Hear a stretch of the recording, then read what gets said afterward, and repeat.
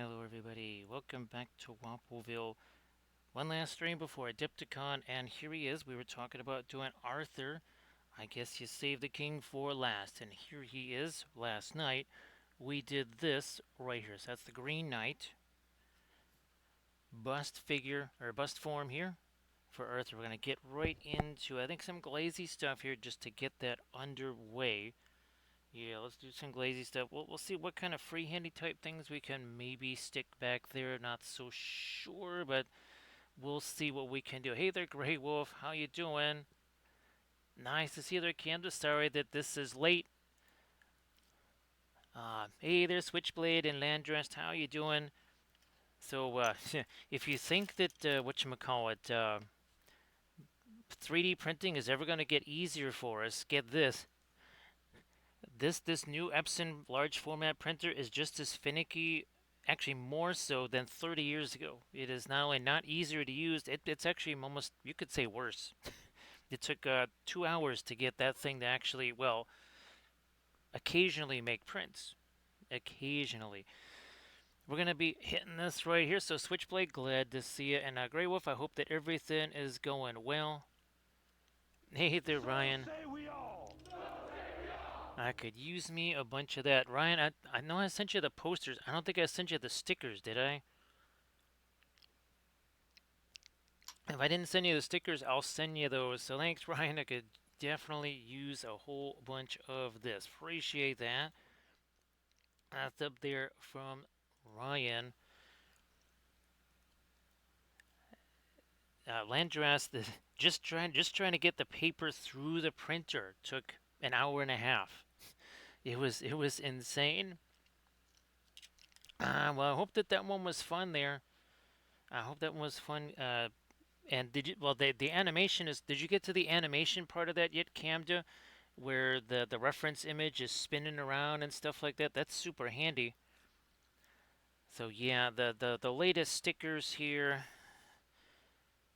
Oh, there we go. Yeah. So there's the stickers right there, and then there's the posters that I made for all of our Cyberthuria stuff. So yeah, Ryan, I might have to send you that picture too. Yeah, you would think, right, Landras, that okay, 2D printers, they've been around for decades. You'd think they'd be easier. Well, think again, right, Landrast? Think again. I'm just gonna give me some thinner over here. A couple of these guys, okay.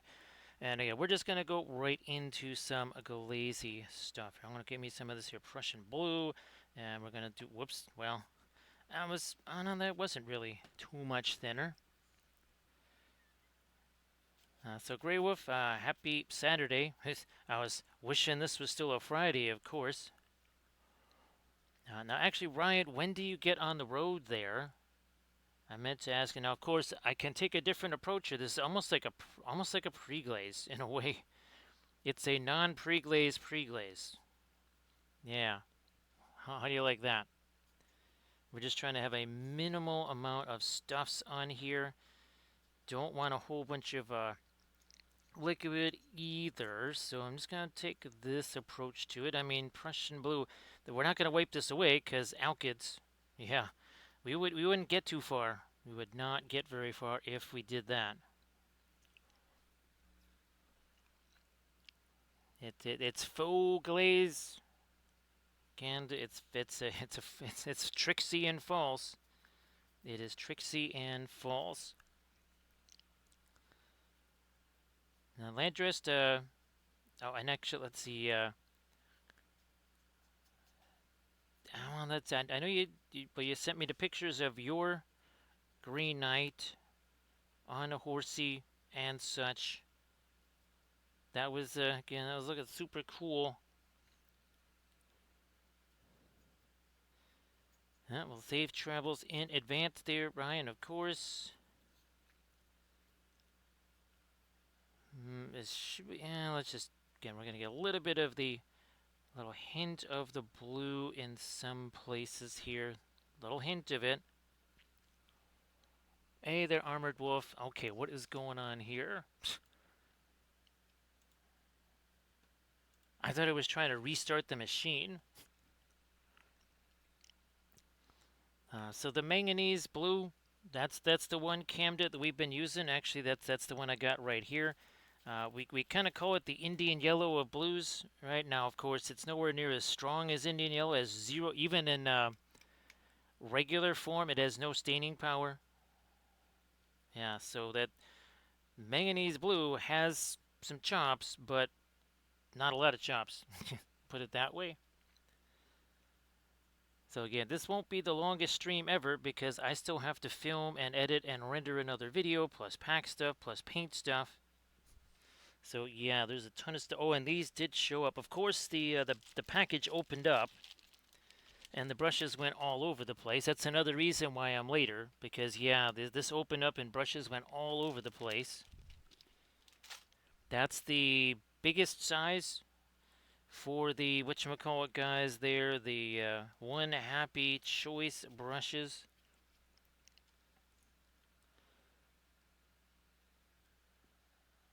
So Camden, yeah, if you've got an opaque blue, it's not going to be well, not going to be translucent, that's for sure. So your choice is definitely going to be very limited when it comes to, and any kind of lighter blue is going to have some kind of white in it. So yeah, that's a zero possibility there, unfortunately, as far as bright blues. Cerulean blue is lighter. Obviously, Severus blue is lighter, but well, you got. I think you. I don't know if you have cerulean blue, but you got Severus blue. We do have. Oh yeah, Armored Wolf. Sorry, there's no way I'm going to be able to film that video with these things. I mean, maybe I just maybe I bring these to Adepticon if we got room or whatever.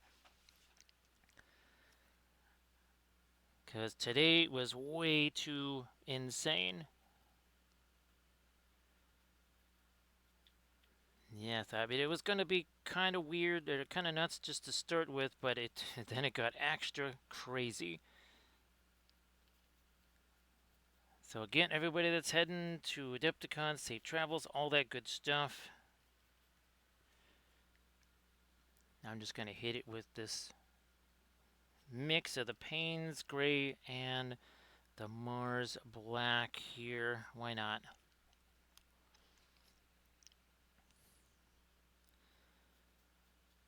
Pretty much any bright color is going to have white in it. I mean, even Indian yellow is not really a bright color, right? I mean, it kind of looks light out of the tube, but it, of course, with no opacity, minor details. Here, let me get a little bit more of that Painsy gray. I'll probably be wiping half of this off with my hand here, but whatevers. Hey there, Arda Michael. So, Arda Michael, why don't you do the usual? Why don't you share some stuff in the chat there? I wasn't sure if you were still trying to get to that Blood Bowl game there. Look at this. We have bristle-free brushes again. Who knew that these things actually came with that feature included? We don't have to add that feature, Cam. It's already there. I'm gonna take this open. Speaking of brights that are opaque, that is our radiant colors. I mean, think of those. Yeah, right, Cam. Just think of the radiance. Oh, I'm just gonna do this. And so we're taking a little bit of a different approach here, because again, this has to be a pretty fast stream here. But check out that Instagram link that Arda Michael just shared. Camda, if you want to share some stuff in the chat. Now, at Grey Wolf, if you wanted to share anything too. Oh, that's what I forgot to put out here. I knew there was something.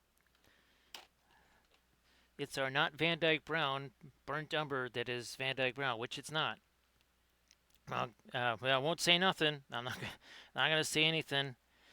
That's not a what would you say, a redo of the one that you missed a while back, is it, Arda Michael?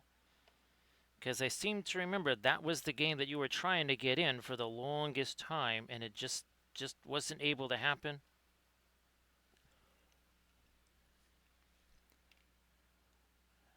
Now, Camden, were you going to be streaming tonight? Well, I guess it would be your nighttime just about, I think, or your afternoon. And of course, well, Camden, you got to share the Medusa, because that's looking really fantastic. Oh, yeah, Cam was like, wait a minute, there was something I was trying to remember here. That's what it was. So, yeah, Camden, that's looking really fantastic there. So, many congratulations on that. We're just going to slap this stuff on here. Whatevers, don't care. Okay, so that is the game. I thought so. I don't know. So some just it's like that's got to be that game. That has to be the game.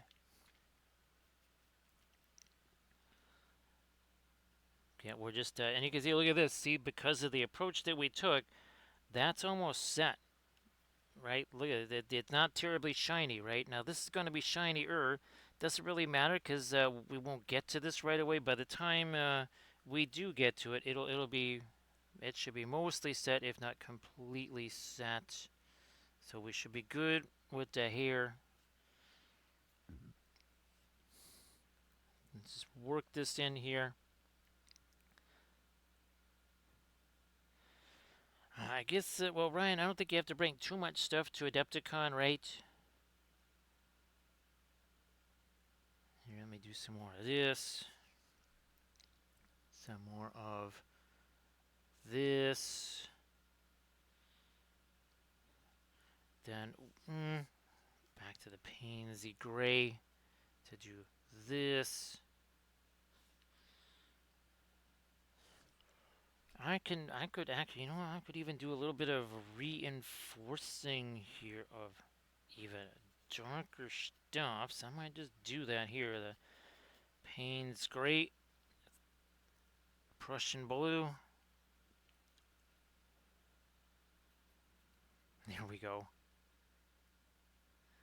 Get in there. Okay, now we got it. So okay, now I'll see if I can sneak some free handy type stuff here on Arthur. It may not be possible to do too much on this, just again given the time constraints. That's yeah, that'll be an absolute joy, won't it, Arthur Michael? Yeah. I mean, yay inducements, right? There'll probably be a whole bunch of inducements. That's not necessarily a positive thing, is it?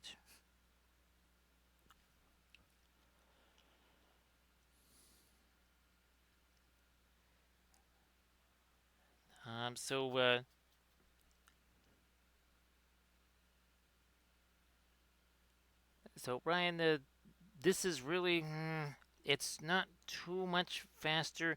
The faster part of it, Ryan, is more the drying time. As far as the painting part of it goes, Ryan, I don't think. Well, actually, Ryan, it's really there is no. Yeah, there's definitely no time savings. Why? Because instead of me just slapping primer on here, what do I have to do? I have to screw around with a stupid airbrush. I'll send you a pic. Well, let's see. Can I find that picture that I sent here? Oh, come on. Let me. No, wrong. Well, here we go. Yeah, let me see if we can find that picture for you here. No, so, we really got to scroll a long ways here to find. Here we go. There. So this was screwing around with a lot of airbrush stuff right there, right? And again, if this was all just brushed on, that would have taken probably 1/4 of the time. So that's that's kind of the calculus there. It was really more just okay. This saves a little time on stream, and it also again definitely dries faster, no doubt about it. Because this right here, you can see there's way less shiny stuff going on, much faster than otherwise might be the case. Blades, I'd actually, well, let's see, blades, I had triple fromage blades. Blades, why don't you share some stuffs in the chat? So blades, I had a piece of pizza, again, just a frozen pizza, so but that still counts as fromage. Then I had the last little bit of mac and cheese. I think it's the last of the mac and cheese in the house. So that's also fromage. And then, well, I haven't had it yet. I'm saving it for the last thing, but I will have, I'm going to have some chili with cheese over the top of that. So that's triple fromage blades, triple fromage. Hey there, Valfira. Nice to see ya. So Valfira, I'll send you pictures of the stickers that I made, and oh, and blades. Yeah, there's more stickers now. Well, now I gotta backtrack 1 second here. Let me backtrack to. Oh wait. Well, first off, here I'll send you pictures of these. Well, you've seen these, Valfira. You've seen the posters there, and there's the stickers right there. So yeah, blades. Those are the first stickers that I've ever made of my own stuff, I guess if you want to call it that. Everybody check out the Instagram link that Blades just shared. Everybody please give Blades a follow. Blades, sorry if I missed, I think I missed your stream yesterday, right? So sorry about that. It's, well, it's that kind of crazy. It is that kind of bonkers.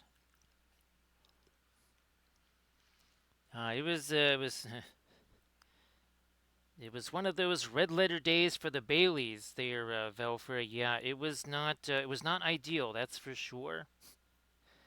It was a little shy of ideal. We'll put it that way. We are gonna put over here is again Indian yellow and some of the Turo Rosa here.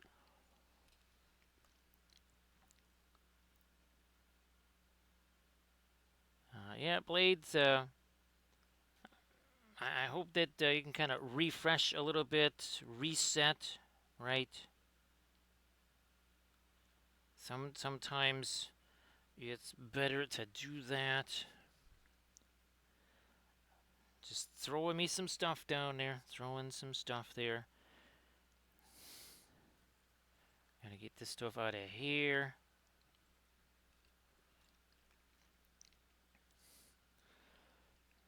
Yeah, Vilfira, it's what is it? Malfeasance. There you go. There you go. And that, yeah, fine. We'll throw a little bit of this sky blue in there for right now. Yeah, I'll try to shoot you a message there, Velfira, and kind of fill you in. I mean, I was doing tons and tons of stuff. But yeah, Velfira, like I was talking about at the start, that Epson printer is almost more finicky than the one I had 30 some odd years ago. So Rottweiler, I hope everything is all good to go.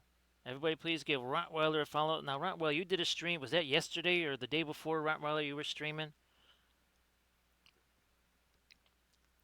Everybody please give Rottweiler 1616 a follow. And of course, Rott, I know that you got some pictures that you can post, so why don't you do that too?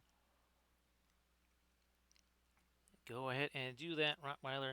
So Velfira, I filmed this video. This is the one for the class, but the video with my two entries, that still has to be shot because that requires icicles and snow effects and blood effects and all this other kind of stuff. So that is going to be filmed after the stream,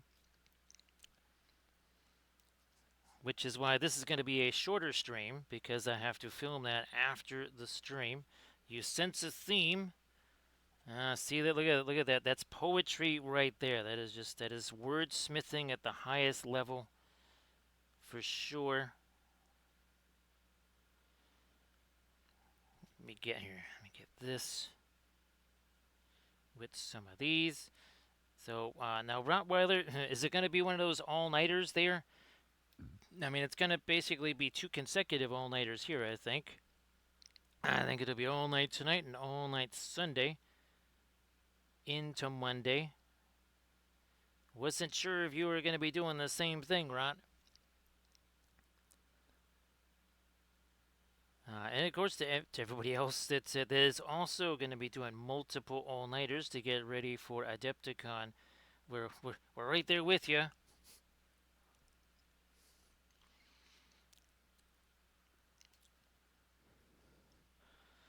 So yeah, Velfira, this is the large format Epson printer here. And I was hoping that it would just at least be easier to use. Now, of course, the only thing I've tried putting through it is the super glossy, whatchamacallit, what is that stuff called? The sticker paper. We'll see what happens when it's the hopefully much thinner matte paper.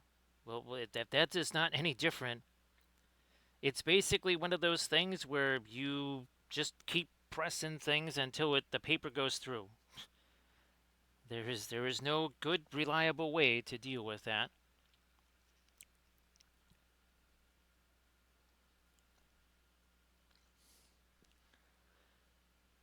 That's good, Rottweiler. That is very good.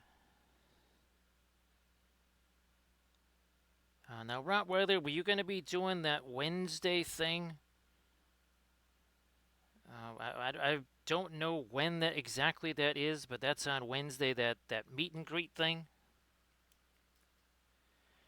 which I'm pretty sure it's going to be in the same place that it was last year, which means it's going to be somewhere in northern Canada in relation to Fort Wapple. Actually, it's going to be beyond. Actually, it's going to be in Australia. It's going to be over the North Pole, around the whole backside of the planet, and then down in Antarctica. Getting there is like going to Antarctica the long way via a lunar transit. Oh yeah, that's right. Well, Rottweiler, you'll be right in the area because yeah, that's what ended. That's what ended the meet and greet last year, Rottweiler. I'll see you later there, Brian. I'll shoot you some messages tomorrow. Yeah, I'll shoot you some messages tomorrow. So just kind of fill you in on stuff. Appreciate you being here, Ryan. Thanks for the sub, of course. So yeah, Velfira, this is for 13 by 19 paper. So it's a big one. It is a big honkin' printer. It is meant for serious business, that's for sure.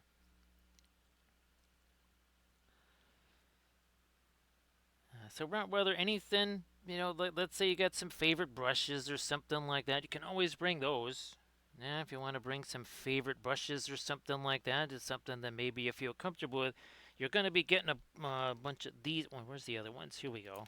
Yeah, I was able to finally find out where Roy got these. So you'll be getting some of these, and also, you'll be getting some of those too. And also, you'll be getting some stickers too. So you can see, now again, this is that, what is that, the magnesium, manganese blue camda. Yeah, that's the manganese blue. Now you can kind of see again, right? See how that's not shiny at all? There's no shinies in there. Again, that's because we didn't really do a whole bunch of glazy stuff. What are we at here? So we're 23 minutes in. We're a little bit further along than we would be otherwise, only because this is set. It's not really any more painted than it would have been, say, with our usual primer method, but it has definitely set much quicker.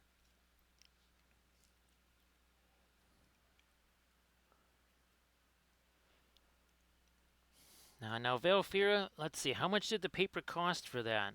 Because, well, let's see, a typical package of 13 by 19 printer paper is somewhere, it's kind of starts at about 130 bucks.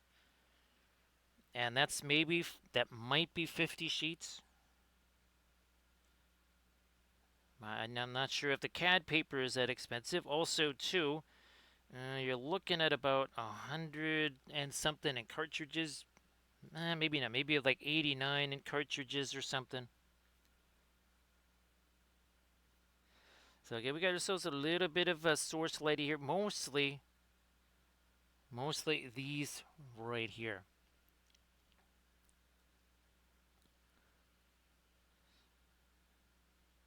So yeah, the printer paper that I'm using Let's put it this way: it's the Williamsburg of printer paper. Yeah, it is. It is quite def. It's a. You could almost say, Camda, it's the Pearline Crimson of printer paper.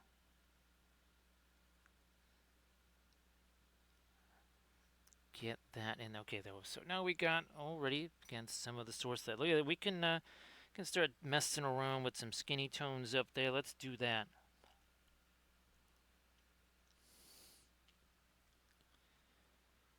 Let's do them. There you go. Never even bothered to get any of the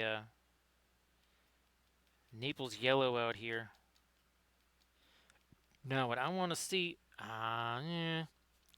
See, that doesn't really do. I was hoping that that would do a little bit better on the filbert brush side. I wonder. Well, let's experiment here. Where's that scissors?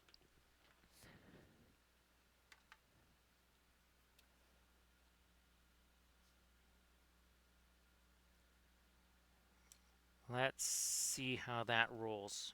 I think this could be interesting. Well, looky there. Uh-huh. Yep. We done made ourselves a filberty type brush there. Look at that.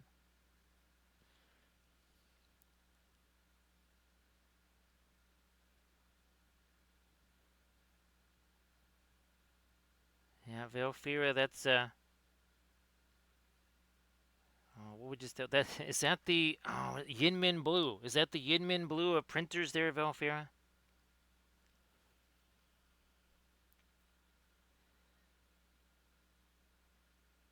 Let's do this here. Now again, we'll see if it was just okay. Was it a case of it's the glossy sticker paper, and that's why it was being finicky, or is it going to be like that for every single type of paper? And yeah, nothing comes out of that the front part of that printer. It only the gravity feed and back. Now that's all I ever used. Actually, I don't even sure if the other Epson did have a front feed to it. I think it was only ever a rear feed printer. I don't know if it ever had an option for loading the paper from the front like that.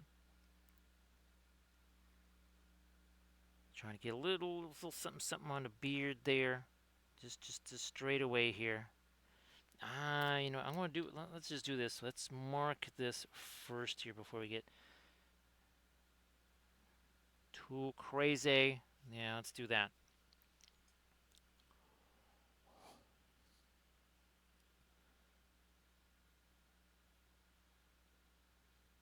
Okay.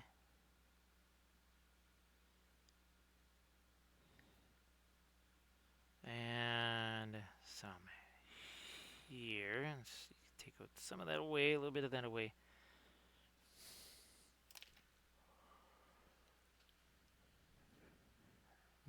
Back to this stuff here. So yeah, we were able to create ourselves a little bit of a filbert brush. So yeah, Rottweiler. Well, I was actually thinking, Rottweiler, should I have a scissors in the room? I might actually have a scissors in the room, so that people can modify brushes if they want to. I was all kidding aside. I was definitely considering bringing the scissors. I think what I will now.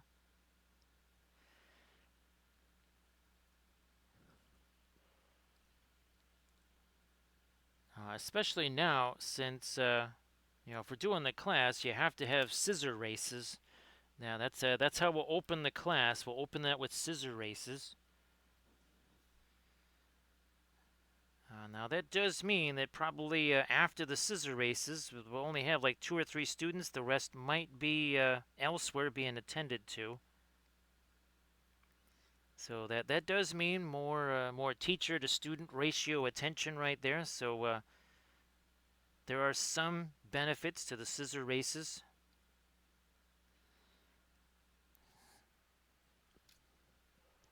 The winner gets an extra tube of paint. which then we want to raise the stakes there, of course. We don't want people doing scissor races for just pittance there. We have to start thinking about some of our later stuffs and the metals. Now I'm going to get rid of the paint out of here. Our brand new Filberty brush that we just made. Yeah, look at that. Of course, it was way easier to do that with actual paint on the bristles there. Right, paint on the bristles that kind of held all the paint together. Again, look at that. See, nifty, very nifty filbert style brush.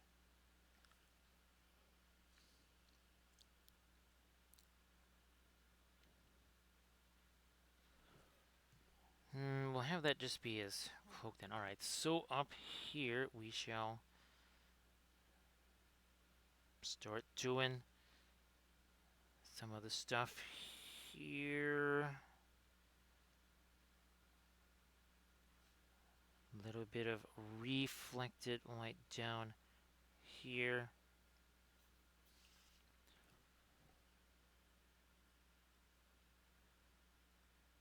Whatevs up there.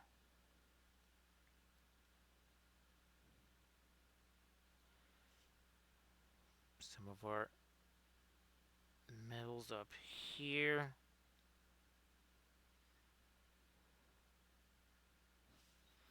Also, oh, that's right. We're going to do the glowy thing. That's right. We got some glowy stuffs down there to do.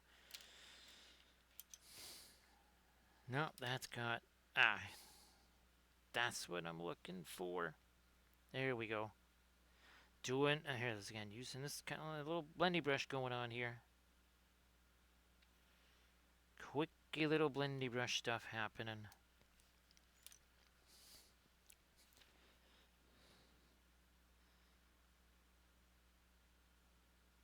I think I'm trying to think. Is it really better quality-wise than the one that I had 30 years ago, as far as the actual print? Can't really tell until I do the matte paper. It depends on how the matte paper turns out. That'll kind of be the arbiter for me. Is what does it look like with the matte printer paper as opposed to the glossy stuff? Because I want to say 97% of all the prints I ever did on the old printer, well, those were on matte paper and not glossy. So I think we have to at least compare apples to walruses, at least get that close. Make that a little lighter there. We believe in science here, right, Velfira? So now we're going to keep the experiments as under the controls of our experiments as tight as possible. Let me get this in here. Blending brush again. Where did you go off to hide? Somewhere. I'll just grab this then. Does not matter. I just need a little something, that's all.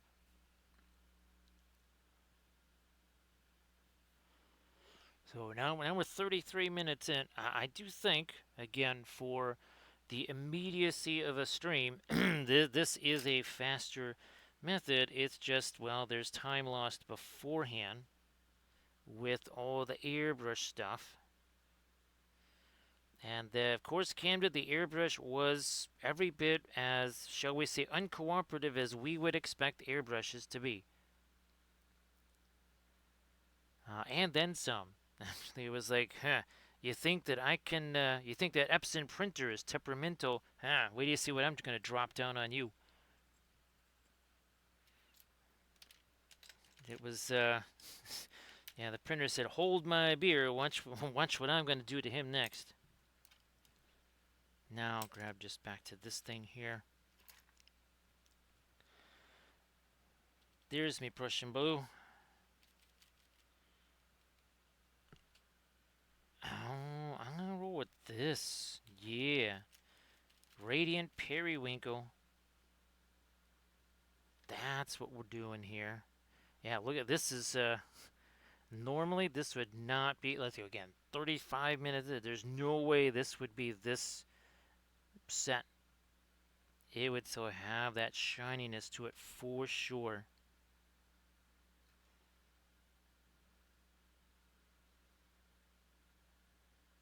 But see that darker stuff?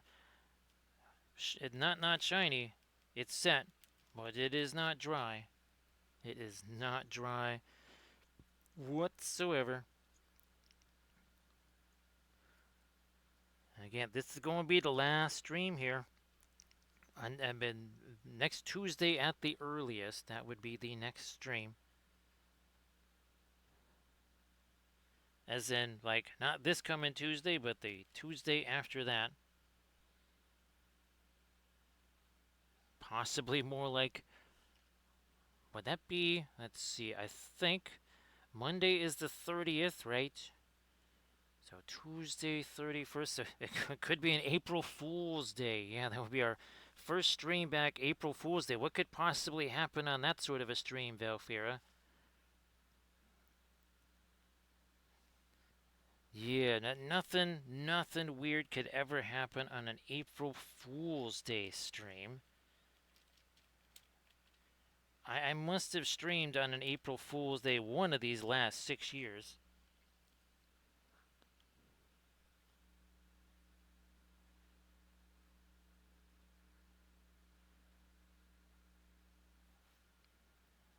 What was it though? Yeah, that was Adepticant. That's right. Yeah. I mean, though I'm sure there will be people doing Adepticant streams for a little bit of different reasons than the original Adepticant. But I'm sure there'll be some folks doing that.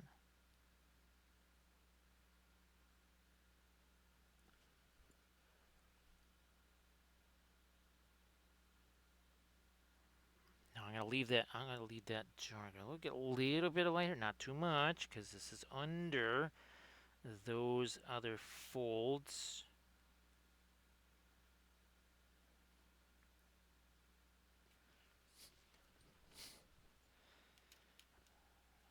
We'll still be able to go lighter than this. Not sure if I would be doing it with my Filberty brush like this, but that's still gonna be a little lighter, I think.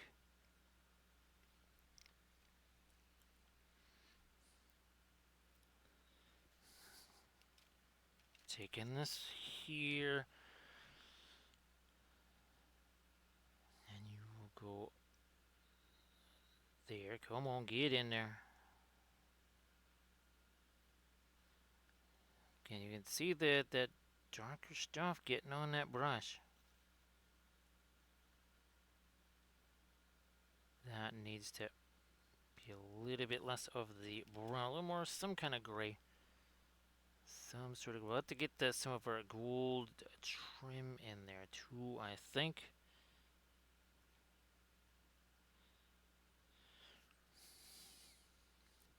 Let's see if I can do that out here. Let me see. Let's see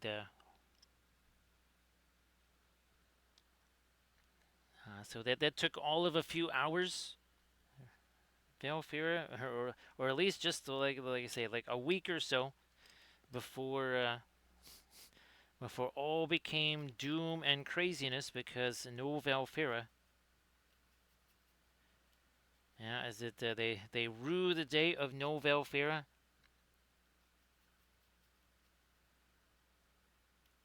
And of course, I think had they made it a little bit easier to be there, you would maybe still be there, right? Right, Valfira? And I said, well, I could have been here. Didn't really make it that easy for me to hang around. Now what we gotta do is hang around. Here's some of our darker stuff in there. We'll be coming back with the lighter gold stuff, but we gotta get this down in here first. Oh, no. Let's not wipe out the little teensy bit of sword sliding we did there. Let's not do that. Let's hang on to that.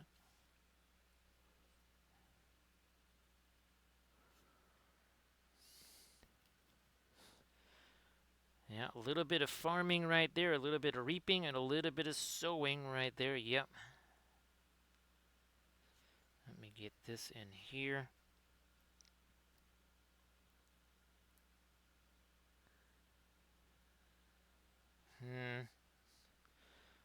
Over the top of that. Now some stuff's in here. Come on. That one too, and then this one.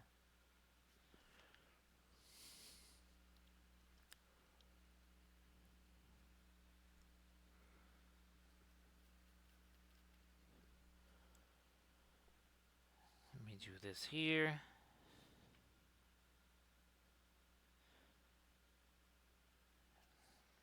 Let me bring out. Yep, that's another one.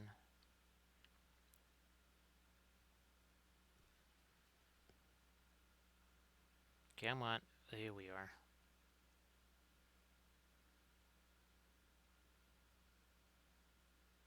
Over the top. Yeah, sort of. Sort of, kind of. Oh, look at that. That's not so shiny. Did I not say? Right, by the time we were be able to rotate back around to things like the hair, that would already kind of be pretty well set. And, well, guess what? It kind of is. Kind of, sort of is now.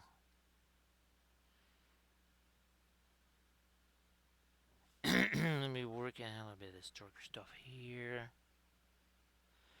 I like having that little bit of blue in there. That will help that move towards the green as well.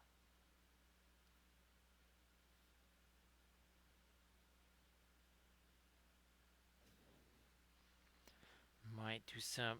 Let's really dive down on to the face, because if I gotta start doing this kind of stuff, yeah, there's no point in messing around with the other side stuff until this is relatively complete here.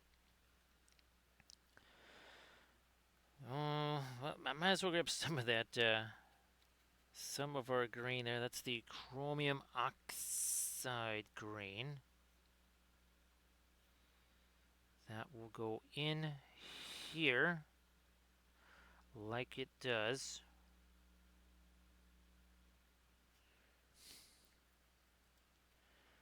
Some of our violet is going to go here. That's our radiant violet.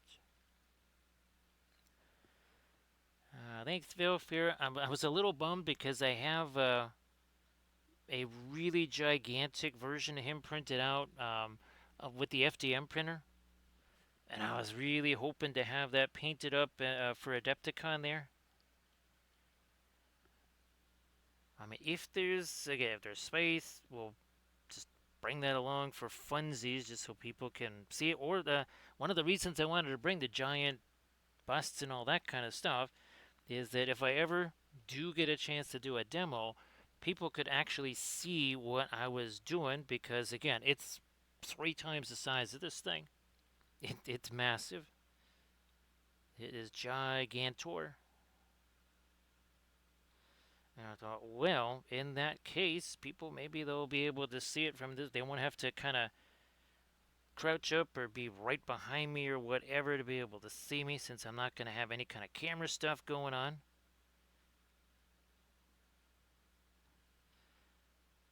We're starting now to drop in a little bit lighter things here.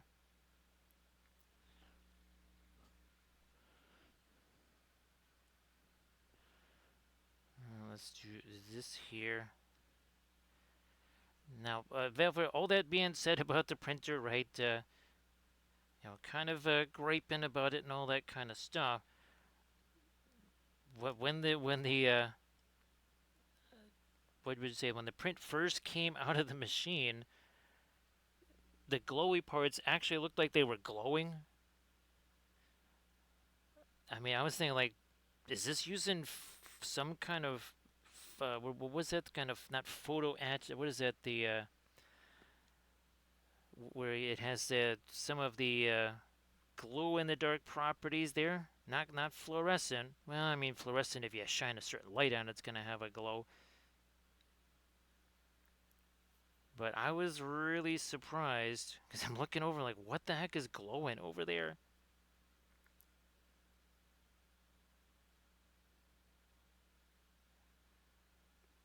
We'll touch a little bit of up here. So I'm glad that I got it. I think that's something we need to stress here. It's not like, oh man, I'm just gonna pack this thing back and just pack this up and send it back to him. Yeah, I didn't want. I kept thinking phosphorus, right? But I'm like, yeah, we don't want phosphorus weapons. No, let me see. When is the? Let's see. I think in the last 3 days. Again, hashtag no sleep in Wampleville, right?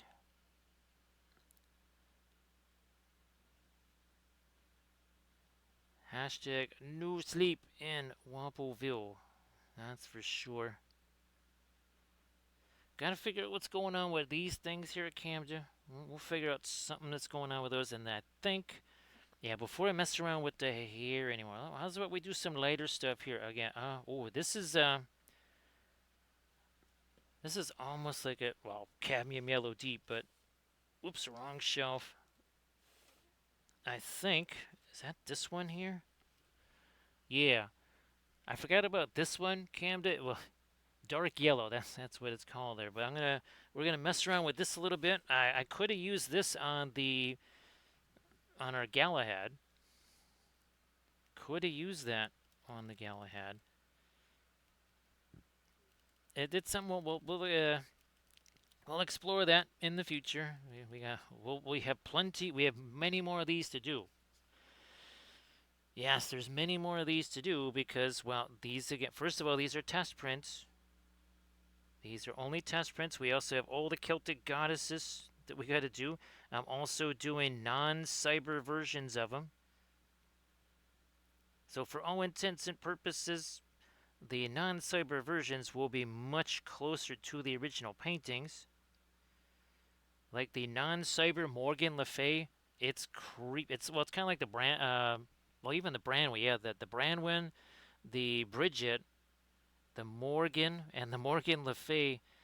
All of those. I mean, it's basically this weird thing of the something just walked out of the painting.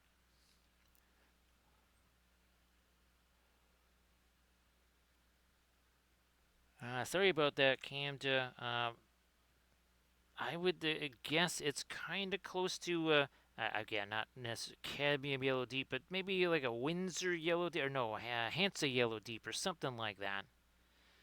Yeah, I think that's about what you could call it.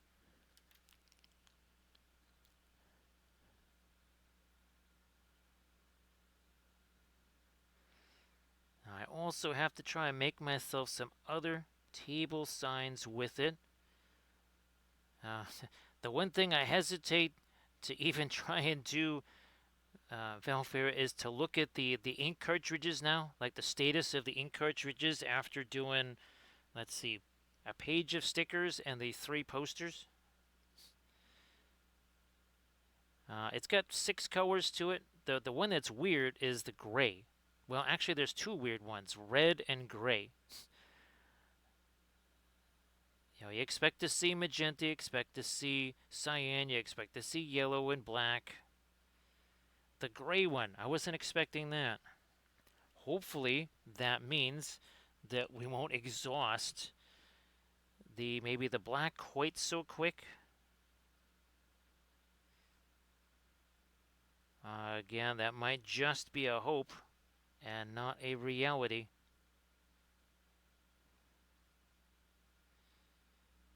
Maybe a little more. Also a little more thinner.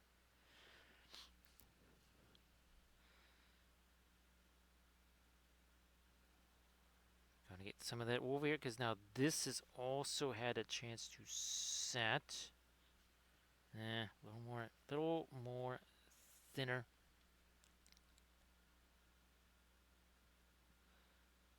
Bam.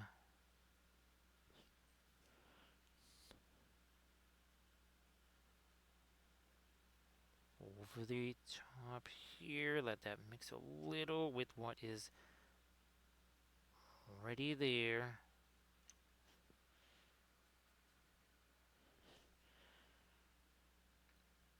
This way too. Again, just using these little crafty brushes right here. I haven't touched anything I've besides, I don't know. I'm not even sure if it's $1 worth of brushes yet. Maybe like $1.20 worth of brushes so far. I think I messed with 4 of them already.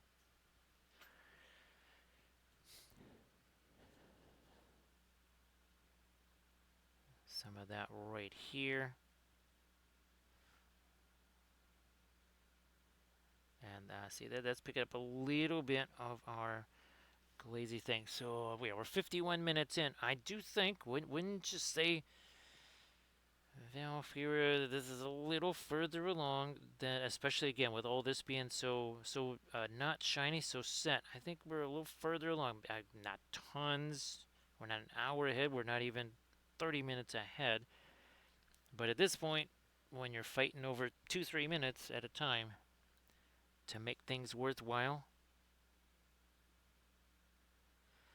Now, Armored Wolf, you're not still at the garage, right? I think everybody is gone from the garage now. That was quite the crowd of people there, no doubt about it. I think this is another one that just yeah, that was a support that had been removed, but then got stuck there with the primer.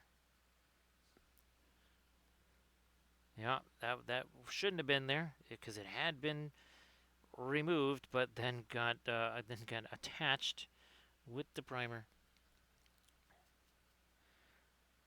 Yeah, it was still mostly Stynylrez, but this time we added some of the inks to it to try and get a little bit of color in there.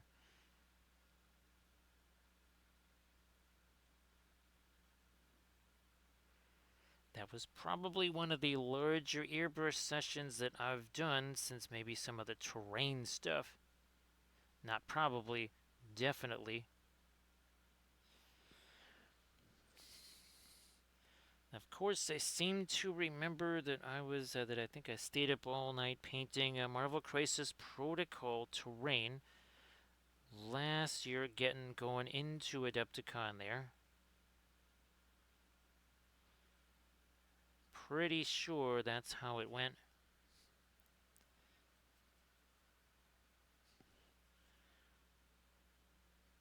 Let me do this here.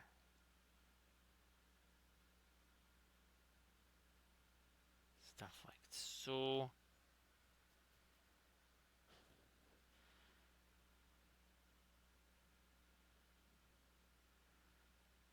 I wonder if I think so because I think I had to bring that up there with us. Wouldn't be surprised. You know what? I'm gonna change this around. Let me get to some of this here. Where's my not radiant violet? There. Okay.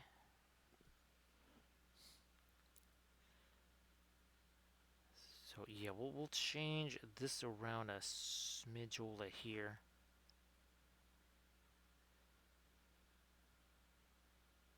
Yeah, something like that. Nah, that got a little too. Where are we at here? Light as this is, still not. Yeah, even that's not as light as we can go. We can go lighter than that. That won't be the case right now, but eventually, I think we'll be getting at least a little bit lighter with our fast matte white.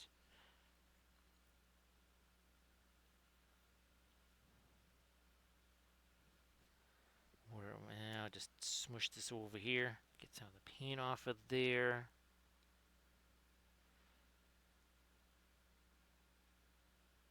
Start thinking about a little bit of reflected right there. Some there. Maybe double down on this.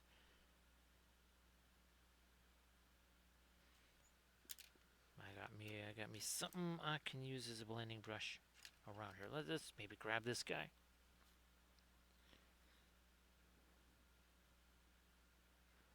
Take some of that away.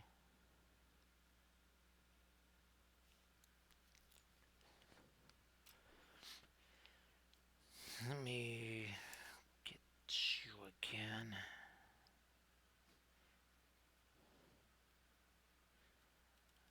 How light is it? Still not too much lighter than what we just had. Okay.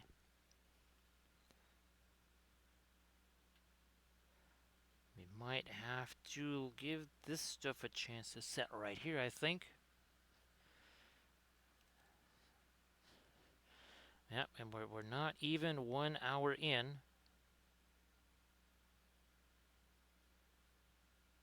Not too shabby.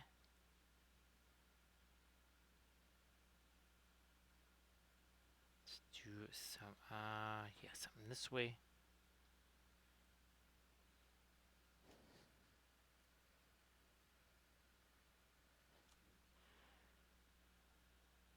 So light to a dark or middle tone, and then back to a light again.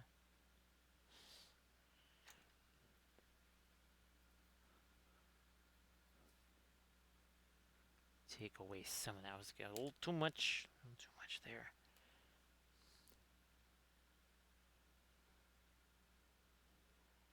Get you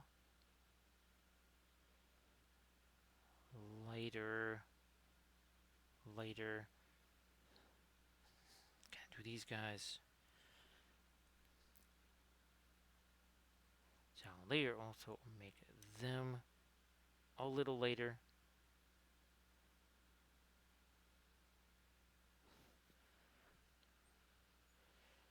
I could already see how we're starting to try to make that play out with our little play on light there. Fine, let's just keep breaking this down some more.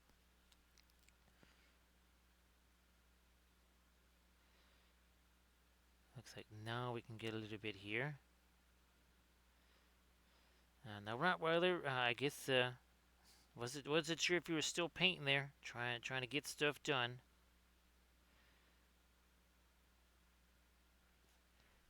And again, hopefully you don't. I think you said you were. I think good enough shape there. Not gonna have to be doing a whole bunch of the all-nighter stuff.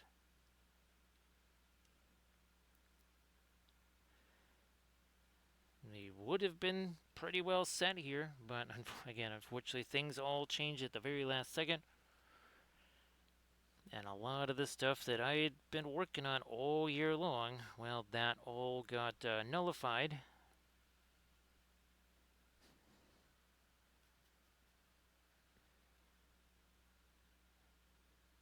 Yeah, well, again, this is what you guys will be doing, and you'll basically have 7 or 8 colors. Nothing terribly fancy. You have a couple of simple brushes, and you'll be getting a video. So that's what I was filming yesterday. So you'll be getting the video on a USB drive, and hopefully that will be helpful for when after Adepticon you go, wait a minute, what in the world were we doing in that class? Oh yeah, here we go. We have this video. So I'm not sure if other classes do that. I have no idea. Hello, little hobbits. Spark my ganja. But I know we do need to greet Blinks, Bro. So, how you doing there, Blinks? Aragorn, wow, what is this with the no arms? He's like, not Aragorn. It's like, well, you kind of look like him, except, what the heck happened to your face? Dude, wrong universe. Cyberthuria, here. Get out of here. Man, that's pretty rude. Well, that is not a kind treatment for a Gandalf. Let's see what happens in our Gandalf 6 here. Well, it's half a Gandalf, half of a Gandalf 6. Nice to see you there, Sea Dragon. And Blinks Rebo, I hope that you are doing well. Happy, let's see, is it now a happy Sunday for both of us, Sea Dragon.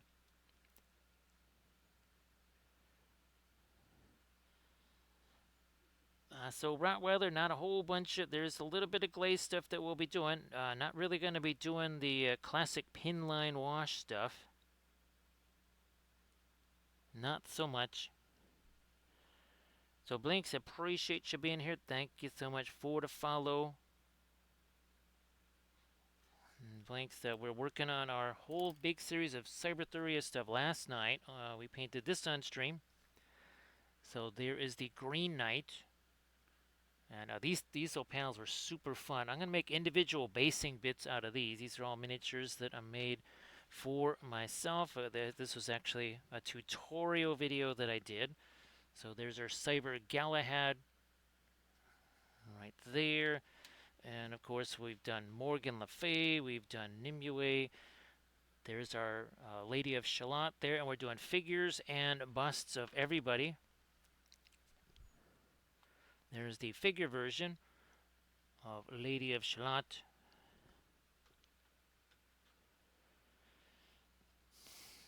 So Rottweiler, that's yeah. There's really no big deal on that, and I've got tons and tons of videos.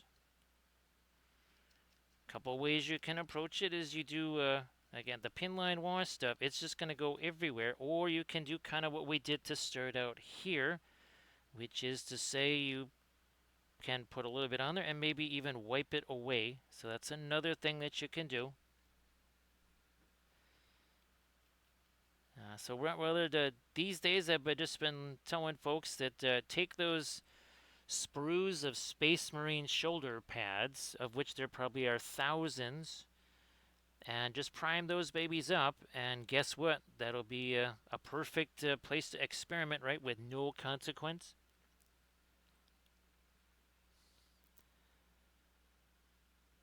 Now I think we have a little bit more of those on our Cyber Nimue. So here, we'll break that out in a sec here. Break that out in a sec. Okay, here's the bust version of Nimue. Where's the figure version? That's right here. So this is Cyber Nimue, and we also did the bas relief version of Nimue here. And actually, here's another. So you can see some pretty fun skin tones on Lancelot there.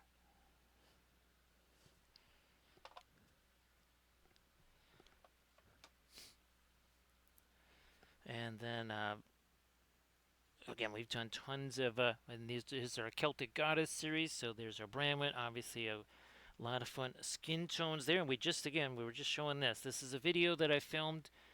There's a little bit of companion to the class that I'm about to do. So we did some skin tones on that as well. And of course, well, let's see, do I have him? No, that's not a dork. Here we go. Yeah, I've got actually 2 chapter studies vids. Oh, that's not Dark Angels. Where the heck is he hiding? He's in here somewheres. There is a Dark Angel in here, just don't know where he went to. But we did one. Trust me on that. Actually, I did 2 of them. So Blink, the first place they'll be made available to is to the patrons on my Patreon page. Let me see if I can grab this here. Here's an example of one of them here. So I did this. This is a 3-part tutorial on freehand. So yeah, these are ones that I'm making myself. And these are all test prints right now, Blinks. Now eventually, Blinks, once we're kind of what would you say, more solid on, okay, is this the final version we want to do? Do we want to tweak this some more? Maybe add an element, remove an element, something like that. I don't think my mini factory Blinks, but again, the first place they'll be made available is on the Patreon page, because one of the reasons I'm doing these is so that folks can paint along with the tutorials and also not have to support 17 different Patreons like I kind of have to do. So yeah, that way you'd get the figures plus well obviously the tutorials on how to paint them. Also on how the figures were made, and I'll also be again after Adepticon. I'm going to start filming some Blender tutorials. Yeah, earlier this week I was using trying to explore a couple of new Blender tools. So yeah, Blinks, you can check out my Instagram there, and of course you can always shoot me a message, or again the Patreon page. That's where they would be made available first. Because and again that Cyber Galahad that I showed you, that was definitely that was right now that's the most recent tutorial up on the Patreon page. Because it just occurred to me again maybe about a few months ago. Well, wait a second. If I make the figures, oh, it was the Eldritch Foundry. That's kind of what started it. Yeah, was doing that. I'm like, well, okay, if I'm trying to get people those files, why don't I also try to do the same with this, right? With that, oh, here, let me see if I can grab this without destroying too many things. So this again was another lesson specific bust that I made. This is a combination of true metallics and non-metallics. Split them right down the middle. I needed something that was a bust. I needed something that was entirely shiny metal and something that was perfectly symmetrical. So we made this perfectly symmetrical.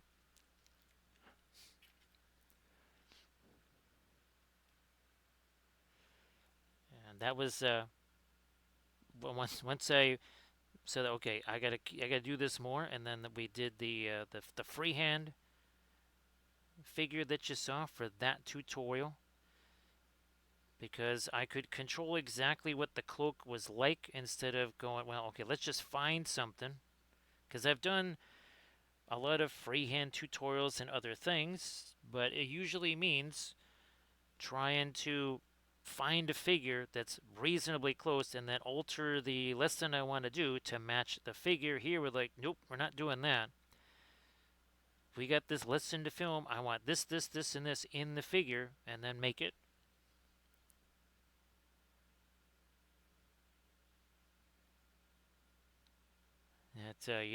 It's nowhere near as tasty as a milkshake. Boy, I could use me one of those Rottweiler right now. Yep, possibly even a milkshake with some medicine in it. Now that would not be terrible. Wouldn't mind that.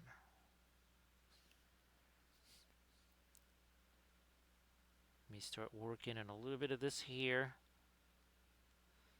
And then we're gonna get some gold along the edge of that. Why don't we do that now before we forget? Let's rock that in there now. I mean, we're 1 hour and 8 minutes in. 1 hour 8 minutes ago, this was just primer. Ah, thanks, Blinks. Appreciate that.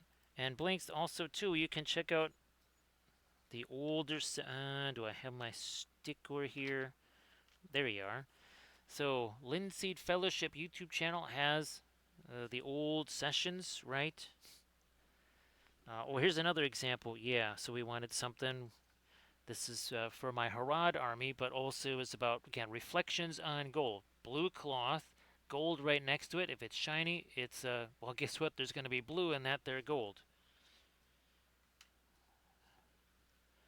And of course, oh, you haven't seen these yet, Blinks. Yeah, again, there's the Lancelot that we did. There's our Cyber Nimue, so very fun too. I really like these bas reliefs. Look at there. There's our Merlin right there. Super fun bas reliefs. And also the other thing I was thinking there, Blinks, before trying to do anything official. If people really, really, really want the files or something like that, just just contact me, and then do like a Google Drive link or something, right, Blinks? Something like that. I mean, it wouldn't be all that different from how the patrons are going to get them. It's just going to be a Google Drive link with the files on there.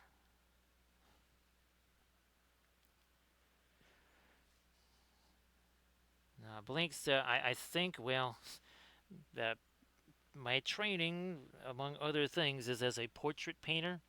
So doing stuff like those bas reliefs and the busts here and stuff, it's kind of, it just kind of goes along with that whole portrait painting thing.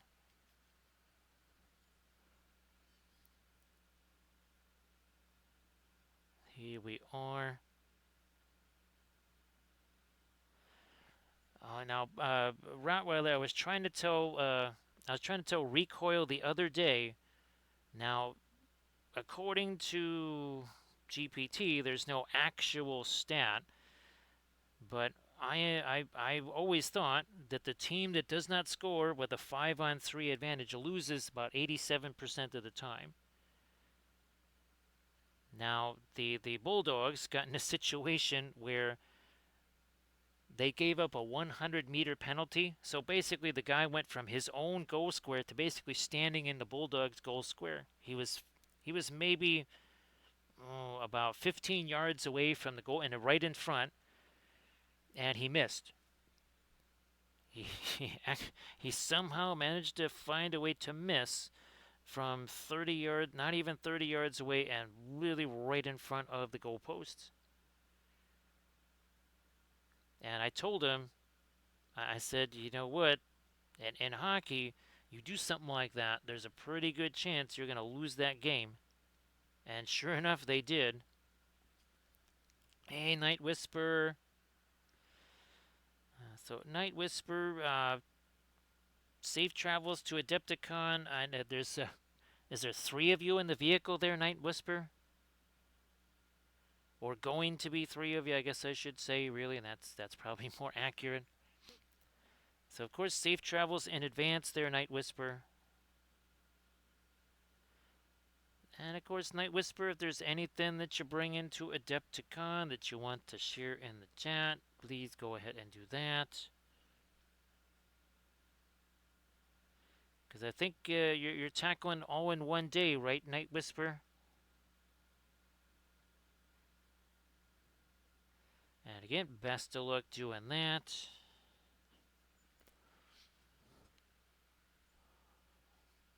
Let's see.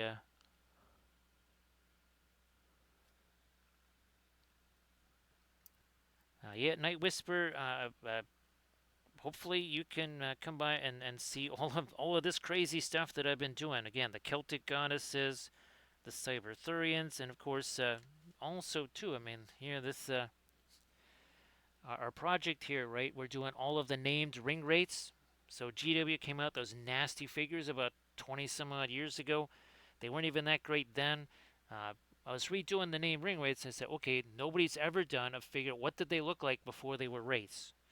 And I've already done 3 of them, 4 of them. Obviously, we started with Kamul because Kamul is best wraith.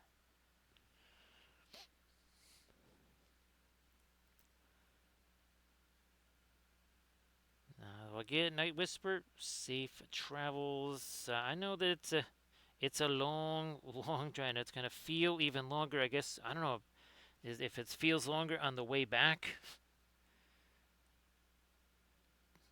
Because there might be a little bit of fatigue involved, right, Night Whisper?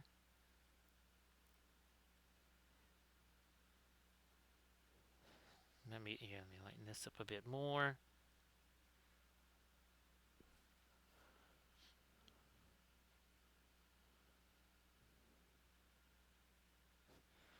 We will lighten this up a bit more. We will lighten this up more. What do we got going on here?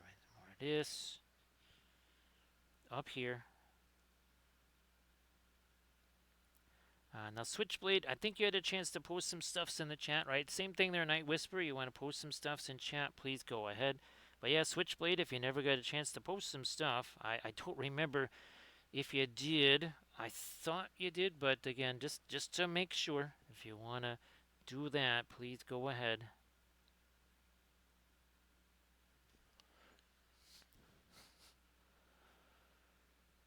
Ah, Blink, this shadow box is very accidental, but very fun. This I did as a tutorial, Blinks.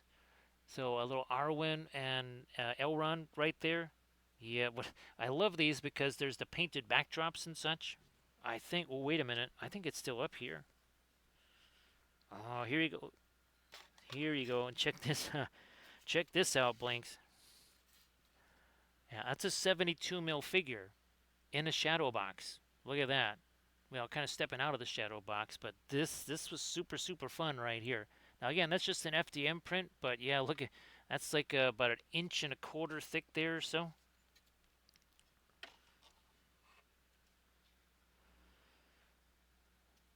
Ah, that's fantastic. There's Switchblade.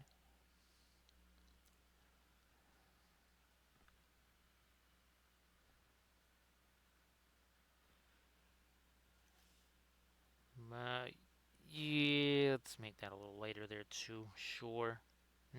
That might be getting a little too light. Too late too soon. I don't want to do that too late too soon kind of thing. I am gonna get me a little something there. Can't quite be that dark. Switchblade, that was the other thing I was a little bummed about. I wanted to get to the bust version of Arachne and or the bigger bar. Oh, do I have the smaller bas relief? Ah, here we go. At least I got the smaller one. I was hoping to have the larger one of this because it literally just sits right on the table. The bigger one of that. Oh, and we do have this. Yeah, there's the Galadriel shadow box. I mean, they are kind of fun. It just sits there. This is and again, you get to do the painted backdrop and such.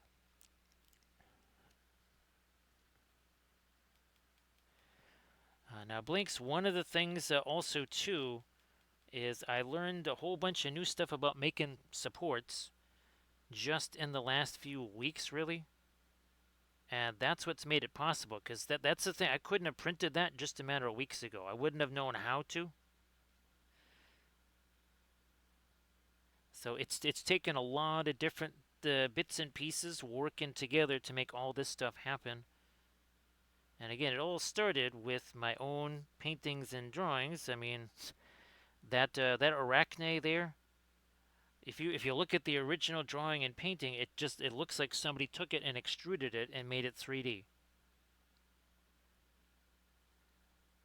Uh, again, it's just something that I kind of happened upon by accident. And the best thing about it, Blinks, it means that all of those old paintings and drawings from years ago, and I'm talking about dozens of them, well, those will be turned into all kinds of fun prints. Again, I try to do a miniature, a bust, a flat, and a bas relief, kind of like Loot Studios. Only Loot Studios doesn't do flats or bas reliefs, and they only do busts of what, four of the characters every month or whatever. Yeah, I'm looking to do every single character has at least four different pieces to them.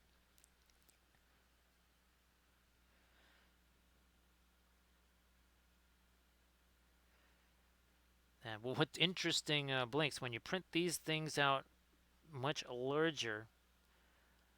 Now, obviously, okay, the layer lines of FDM, but they're kind of minimized since we're doing the 0.08 layer height. Now we gotta start thinking about doing some stuff on his face because that has had definitely a chance to set there. Let's start doing some things on his face. Where's our? Oh, I don't have any of the larger FDM ones that don't have the supports removed, but this was a test print of Danyu here. So Celtic Water Goddess, very fun. I've got again the here's the figure version of Morgan. Again, that just basically stepped right out of the painting. I mean, that is just that's from the painting itself, and then we did a bust version of that. Same thing with Branwen. Oh, and of course, with the Celtic guy, I'm doing a cyber version of each of them too, because reasons.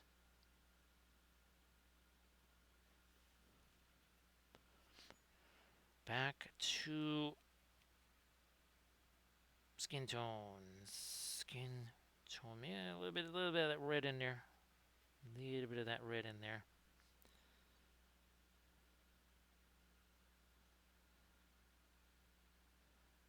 So over the yeah, a little bit over the top here.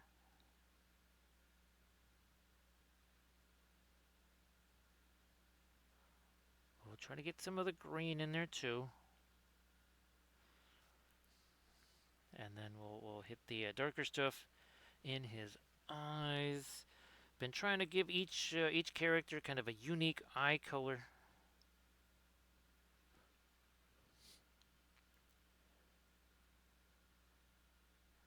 Actually, Blinks, well, then you'll probably enjoy the Maeve and Kuhawan that I'm working on. I've already got the figure and the bust version of Maeve all set. Kuhawan, I'll just have to. I kind of started on him, but that's just going to have to happen after Adepticon.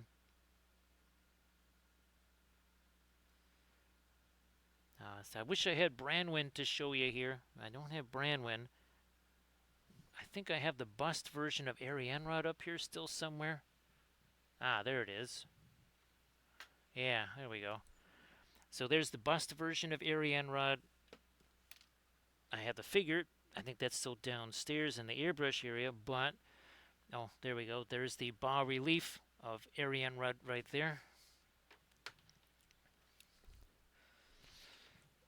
And I think I can grab. Here we go. There is the bust version of Morrigan. Oh, I do have. Look at that. I got the trifecta there. There is the miniature of Arianrod. There you go. I did have that up here. Not sure how it ended up here, but it did.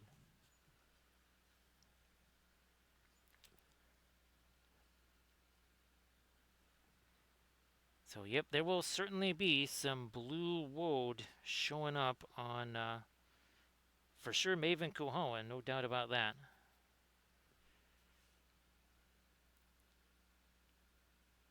That's why I'm trying to make sure that Kuhoan has, enough open space on arms and face and all that kind of stuff to do plenty of woad and all that.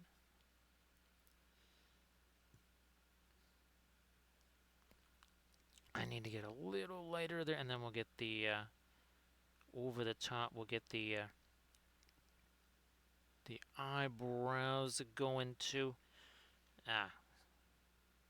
We need some more. Well, maybe not that much light on that side of his snoot there.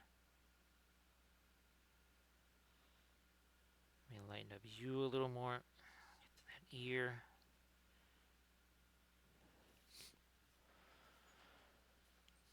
Where's me red? Grab me some of this here. We'll go around the nose. A little bit of that up there, and a little bit of that up there.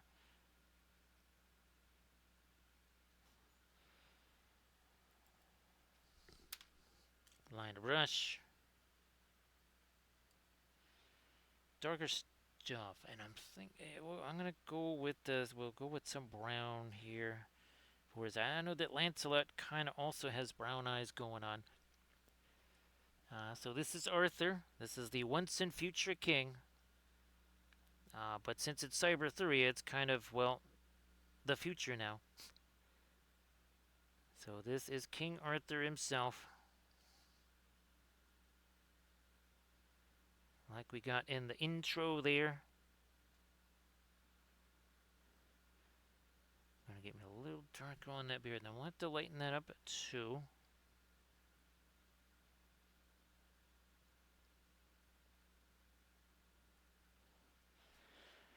More of the reddish brown. I'm going to go that way.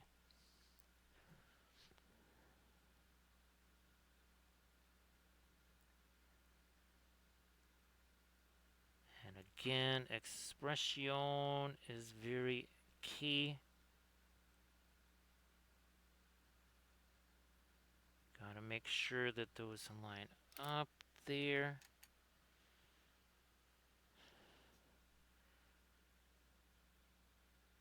We'll just do that for now.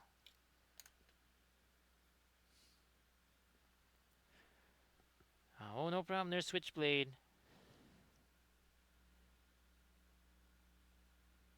Whoops, let's do that.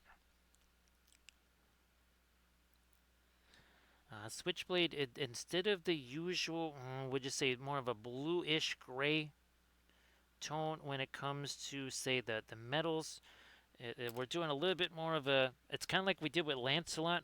This is almost like a violet color here. Where's Lancelot? There he is. And Lancelot has a little bit, almost a bit more blue in there, but it was still kind of on the warmer side considering the metals, but that's where, because everything else had all that, the manganese blue in there. Now, with our Nimue here, let me see if I can dig this out. Now, that's much more sky earth right there, Switchblade. So there's actually manganese blue in the armor stuff right there. So it will depend on, we have all this blue over here. That's why I wanted the metals to be a bit on the warmer side of things.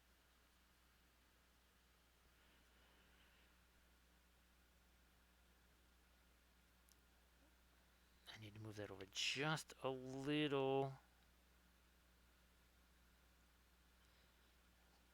We're almost there now. Okay, and I'm going to move this over here a little.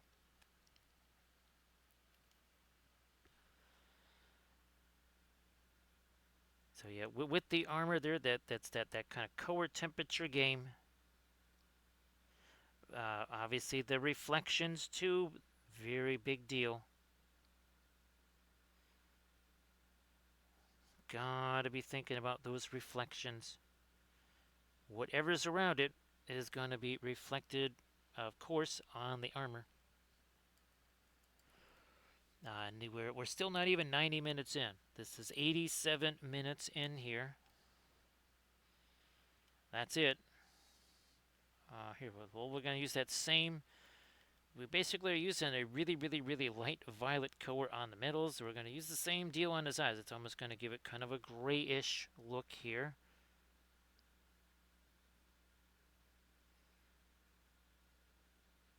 Making a little bit light, and also here too. Those not quite so dark.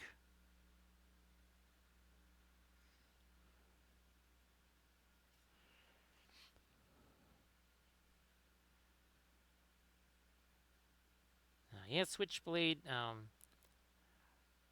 Just play around with especially the color temperatures and such. Like even in the skin tone.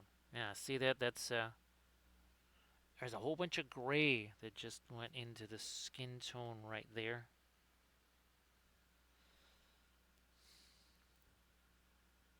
And now I can go over the top of a little bit of my regular skin tone.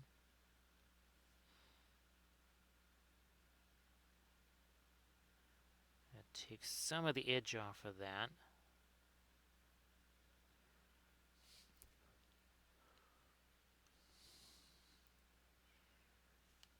Just want to again make sure he's looking pretty much in the right direction.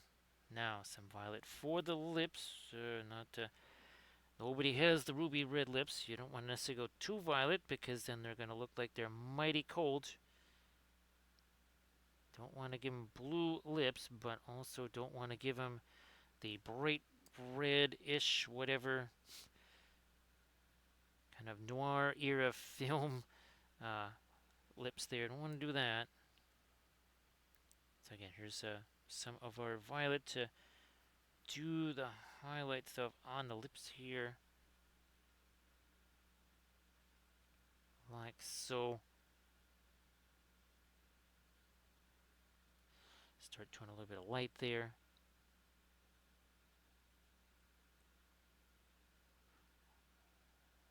Start working in some of the cybernetics here on the on his neck.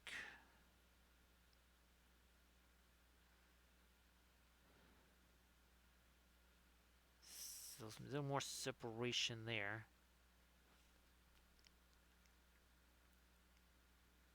It's a little too dark in there.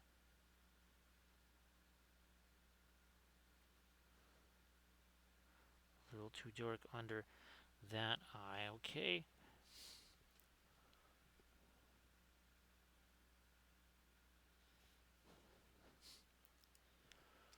I'm going to try to maybe also lighten up the hair a little bit here too.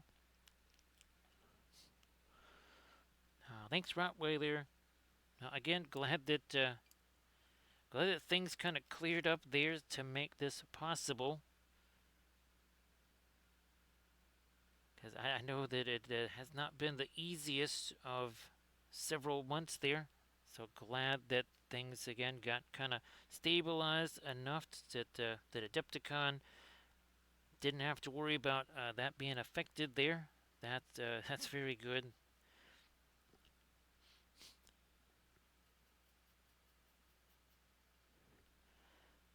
Let me get the. There we are.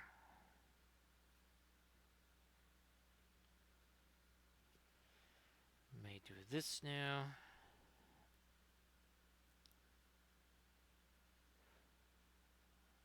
There we are.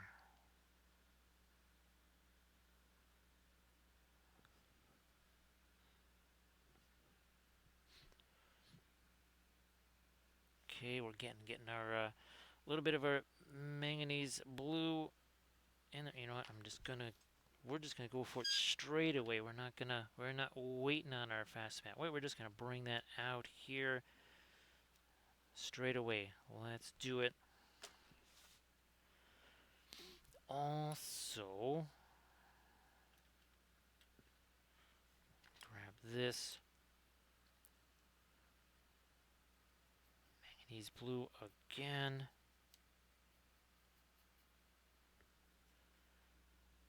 Start doing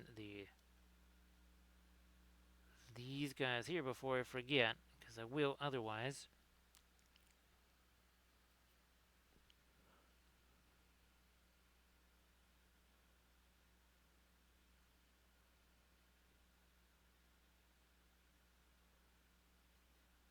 Doing this.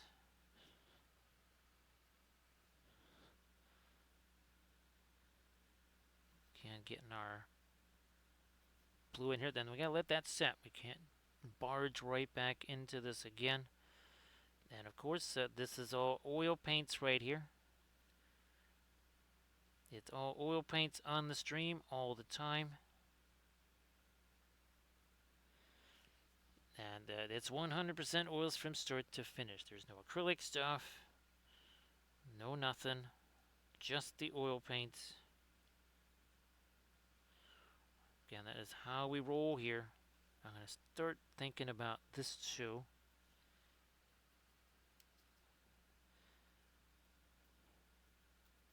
Because that.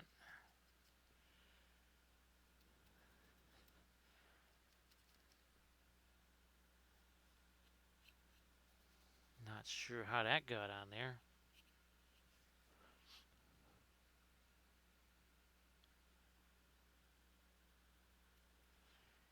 And well, here, let's do this.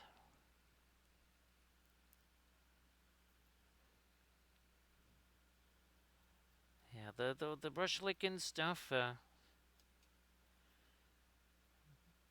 Well, that was pretty much pounded out of you at the academy. Yeah, brushes stayed outside the face, not inside the face. They didn't care if you passed out on the floor. That had nothing to do with it. It was just it was the principle of you paid a whole bunch of money for that brush, and now you're going to stick it in your face, which is part of your digestive system, which is meant for, well, kind of consuming things like, I don't know, organic materials. Well, like your sable brushes. So yeah, the brushes stayed outside the face. If they saw you licking on the brushes, there was no more brushes for you. Nice to see you again, Lou.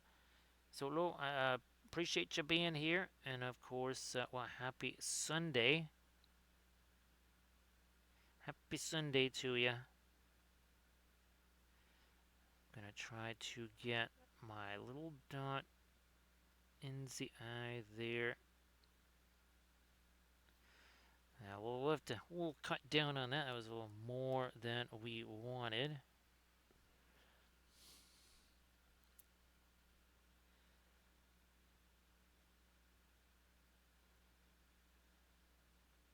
Well, we'll just give you all the cadmium paints there, Rottweiler. That'll take care of it. We'll give you the cadmium paints. Set up a stopwatch. When you start twitching on the floor, something like that. Of course, we'll have a piece of chalk ready for the outline. Some sidewalk chalk should do the job for that. You know what? I want to get me a little. I'm going to put a little bit of this warmer stuff. Let me see what this looks like. I'm liking that. Yeah. So, look, great to see you again, of course.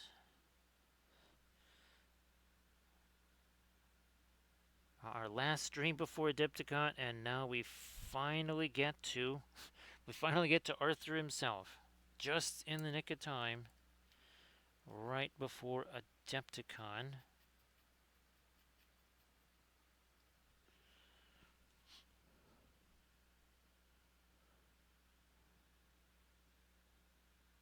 Here we go.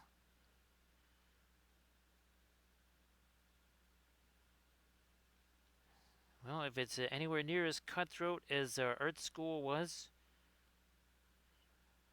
eliminating other folks to get that last tube of Terra Rosa or whatever, that was fair game.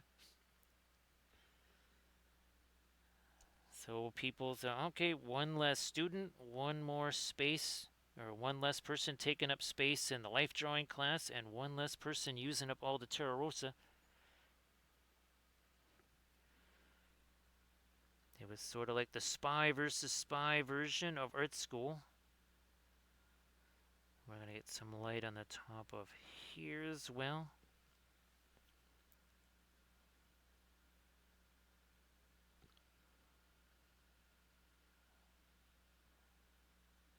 And of course, I have plenty of leftover Boy Scout first aid skills.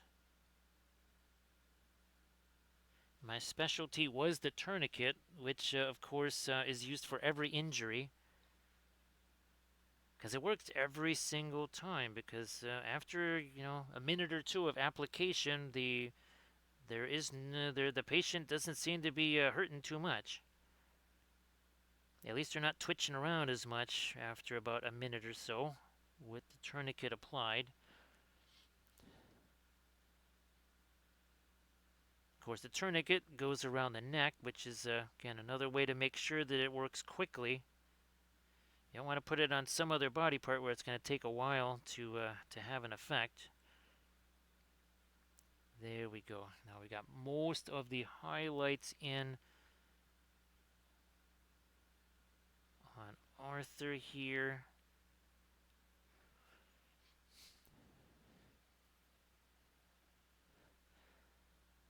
Let's do some right there.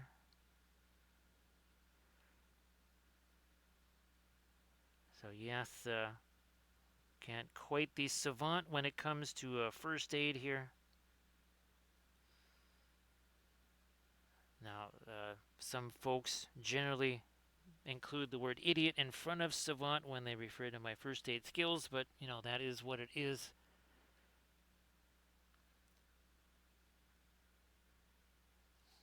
Now we're going to try to get some lighter stuff again in the hair. See how that's going to work out here.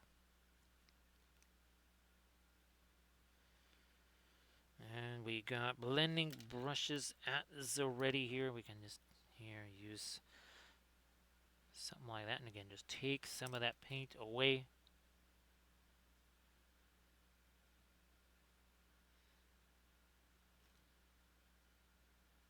There we are.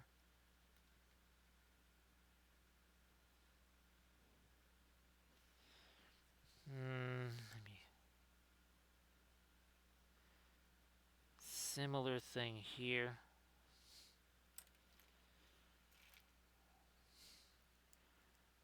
Okay, let me hit this super quick while I'm thinking about it. Get a little bit of the yellow, a little bit of the white together here. Yeah, just I gotta do a little something, some on these edges just to give me a little point of reference here. Those are way too dark for everything else that's around it. Way too dark. Gotta lighten these babies up.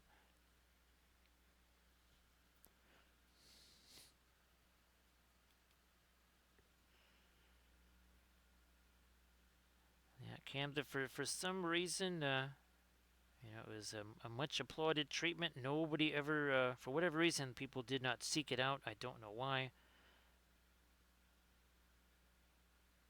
Even though it was, again, 100% effective. Use you to get rid of anything that might march over into an area where it's not supposed to go. Now let's get rid of some of that paint on that brush.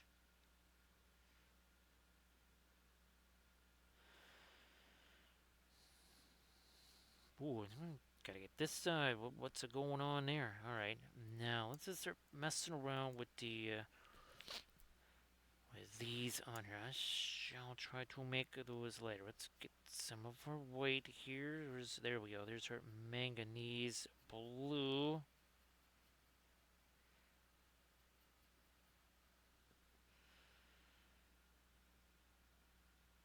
There.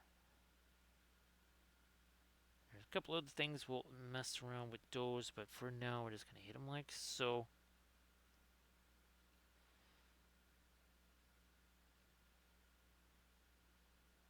That.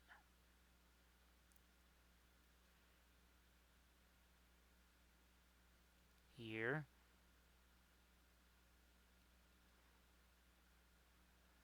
Nice. Looking a whole lot lighter now. And I'm gonna maybe roll on back, have a little bit more of the manganese blue here on maybe on the top edge of this. Yeah.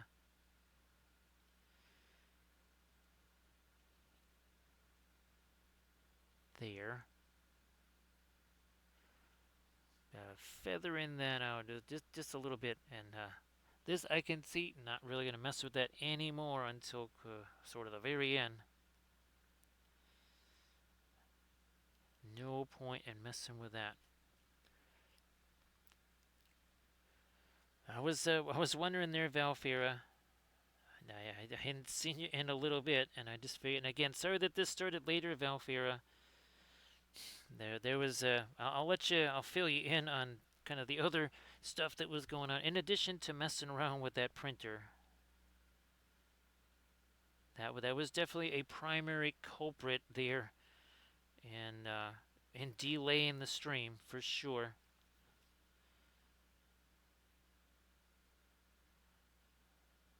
Again, I'm very happy about the results and happy to have something that can produce some really nifty, essentially posters now.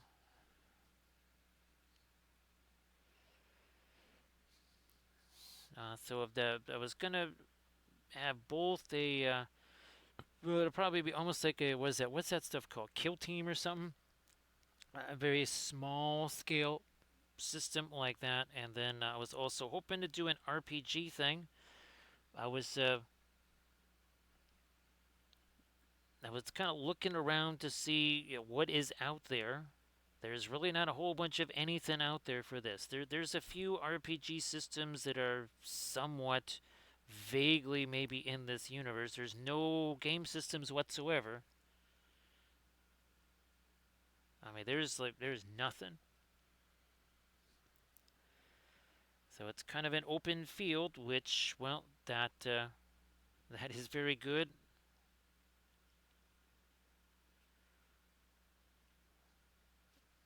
There it is. Like, where'd that fast white? I just put that out there. Where did it go? It's cleverly hidden as white. or disguised as it's almost like an onion sewer there, Camda.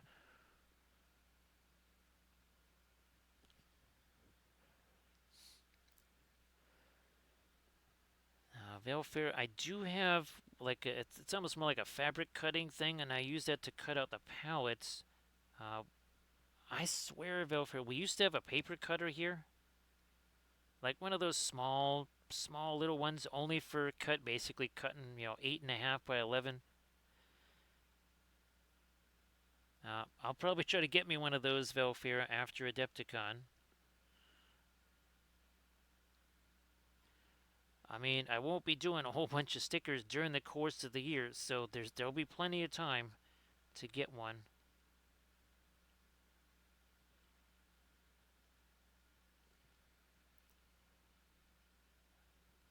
There we are. Also here, gotta get some of our light reflected onto that.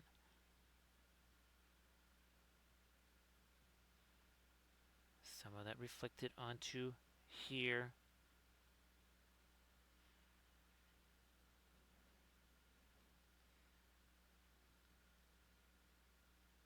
There we are. And little some of it down onto the base. What the heck? Why not? Let's get some on there.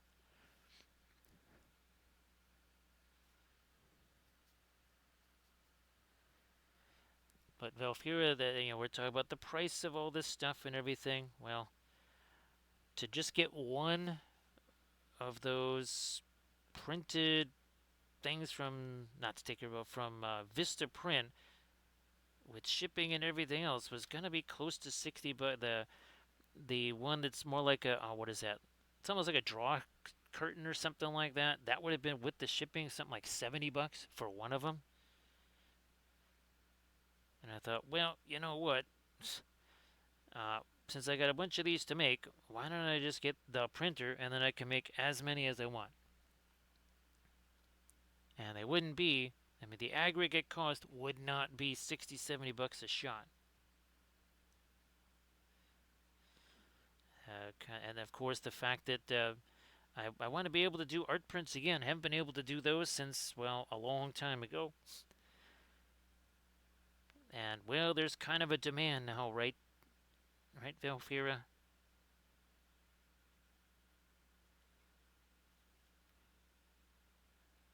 And also, too, some of those pictures that I've been sending you,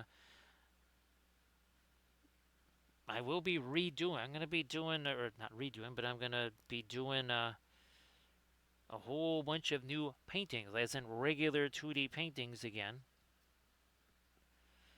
Now, let me see if I can go real lights up in here. And by real lights, I mean real lights there. And they happen super quick, right? Landrast again. It stems from one. Was it the main principle of business there, right? Landrast and stealing underpants. Every business plan essentially begins there. It usually ends there because somebody gets really mad that you're stealing their underpants. So that usually brings the business to a close rather quickly.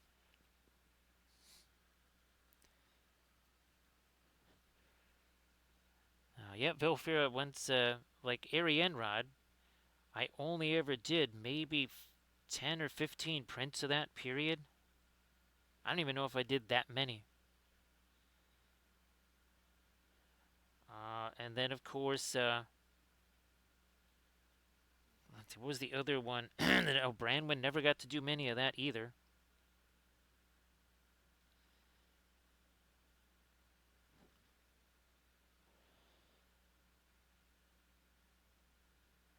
Yeah, there is big profits to be made in underpants. Let's do our really light stuff now on these bad boys. Like you do there and some there.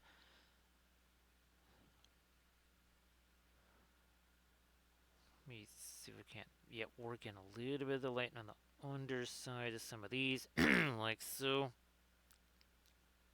There we are. We're getting there. We are getting there. We'll get some of our turkey. We got some of that trim to restore there. I'm going to change this around here. Let me grab you and put some of that into here also. We'll do that up there.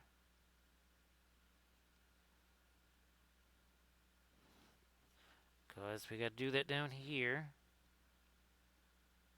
Just forgot about that.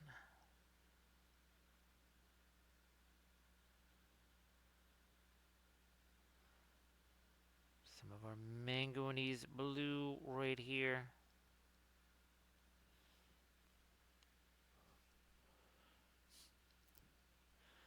Definitely not Velfira. Yeah, we are due for one of those. I think it should be interesting here, Velfira. Oh, let's do it on the green. We never did a single one on the Green Knight, Velfira. So yeah, on Galahad. Let's do a triple play here. Going to try a triple play here. So let us see what happens when we got our blues there.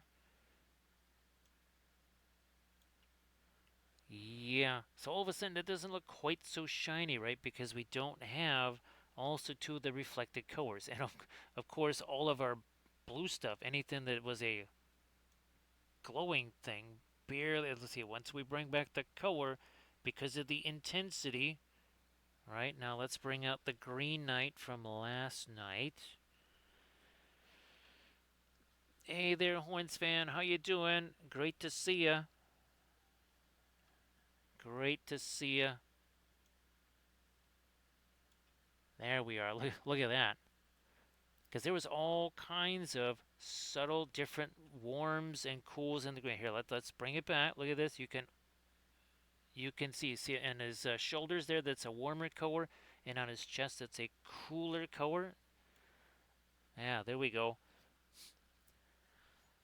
Well, it can't be Landris because he doesn't have a horse. He does not have a horse, so it cannot be as good. Now check this out, Horns fan. This was the latest tutorial right here. Watch what happens when we take away all the color. Okay, he still kind of looks shiny, but we don't have again, the gold, right? There's no reflections of blue or anything like that. Bring back that color there. What do we have? Oh, there you go. Right, there you go. So great to see you there, Horns fan. Geez, Horns fan, we've done the triple play on a bunch of ours. We haven't done the triple play on her just yet, but yeah, Nimue, all of them. Here was our last. So say we all. Right, there was our last one. Oh, thanks, Horns fan. Appreciate that. Could use some of this right now, that's for sure. Well, the best thing about it, Landress, is there's no autocorrect monster, so you don't have to worry about that.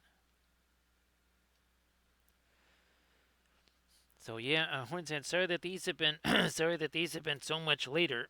Sorry about that. Man, again, I've been filming videos and doing streams, so the voice is pretty much shot already. So Landress, it's a whole bunch of different things. Like, okay, that was that was the importance of reflections here. Why don't we do? I don't even. Did you see this one, Horns fan? Okay, like here, translucent cloth, right? Landress. You take away the color. Now it's just, well, it's first of all, it's Wraith Nimue, but see, there's no translucency to the cloth, because the only visual cue that it's translucent is, well, the colors that are underneath, right? So that's one way. And of course, with object source lighting, most of the time, object source lighting just disappears. You know what? Here, let's do this one. Yeah, when we take away the colors here, it's going to seem way less. Look at that. There's like no glow at all. Oh, yeah, look at the undersides of their sneaky snakes. Watch this here, Landrast. Look at this. So it's different things for different stuffs, but there, that's all about your, again, reflected light object source lighting here. I was that was my next question there. Well, land dressed, that's always a good thing, right? It's always a good thing to have that for sure. Yeah, I'm gonna darken this back up a little bit there. Yeah. So yeah, that was my next question there, Horns fan. Was did it work out, or is it just one of those kind of like, well, uh, you'll be that much more set for next year, I guess you could say. Yeah, and well, the other thing too, Horns fan, with each year, Adepticon, now that it's in this new place, things are going to be more settled, I guess you could say, or settled down ish. Whereas, well, last year, everything was complete madness because we'd never been in that building before.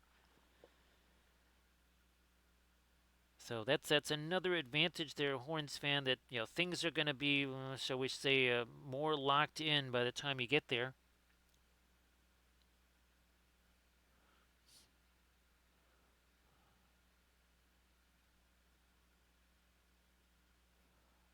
More, yeah, a little bit more of that dark up here.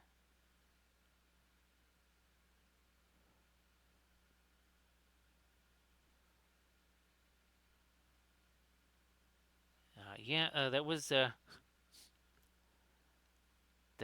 definitely that was a thing, right, Rottweiler? We did try to kind of talk to him in advance. We said, look, this is you're gonna be seeing a lot of these cases. We walked up to him with the cases and stuff.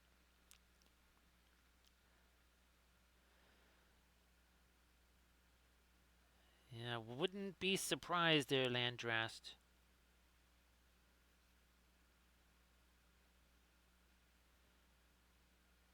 I mean, maybe. Yeah, I don't really think there's.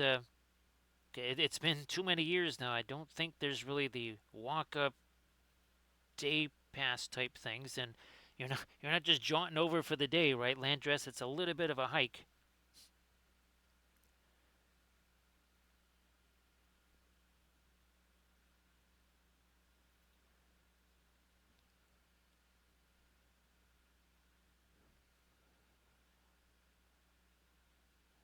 And again, yeah, that's the other thing.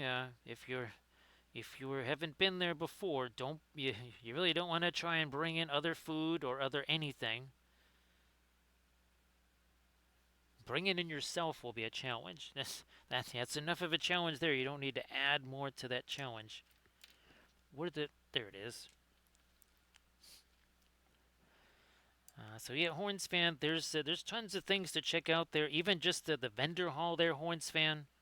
I mean, of course, I'm not going to be seeing any of it, but there's you could probably spend 2 days just walking the vendor hall. I'm sure, Horns fan, just to seeing new stuff and whatever. Yeah, they want you to be buying $7 bottles of water and all that kind of stuff.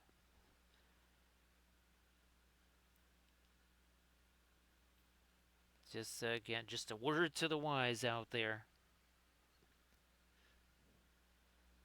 And also, too, the if you're coming from the outside, I forget what time they lock those doors, but they lock those doors and you ain't getting back in.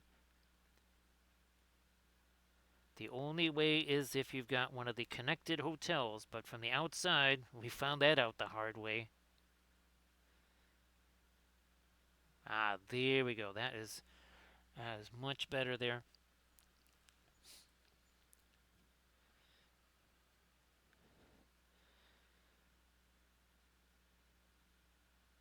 I mean, since I basically didn't leave the facility from pretty much Wednesday night until Sunday, and even then, the one time I walked out of there, yep, got locked out of there. And that was on Sunday night after teardown.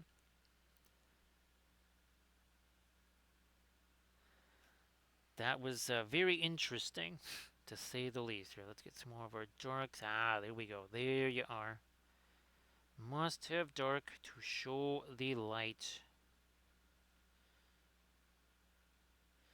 Horns fan, I'll try to send you some of the pictures of all the different Cyberthurian stuff. I mean, I think now with Arthur here, I might have done as many as 18 different Arthurian or Cyberthurian pieces here. Because we've got, well, trifecta on Morgan, Guinevere, Nimue. And so I think then we also have. Now we don't have the trifecta on Lancelot. We got the bust version and the bas relief version of Lancelot. We have the bust and bas relief of Merlin. We have the bust and figure version of Lady of Shalott, so our Onion Lady.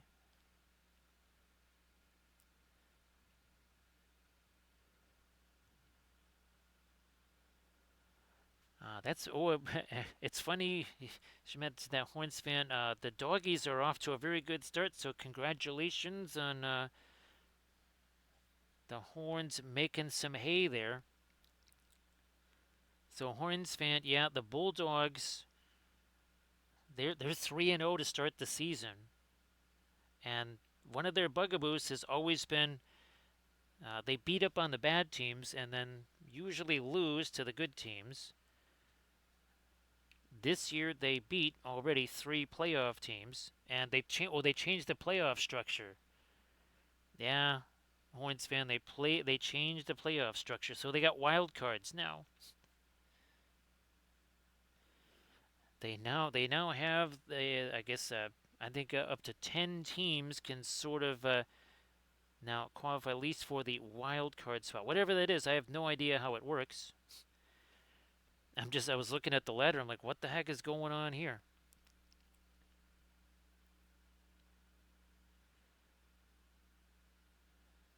Now again, it took a kind of a miracle for him to not blow that game against Adelaide.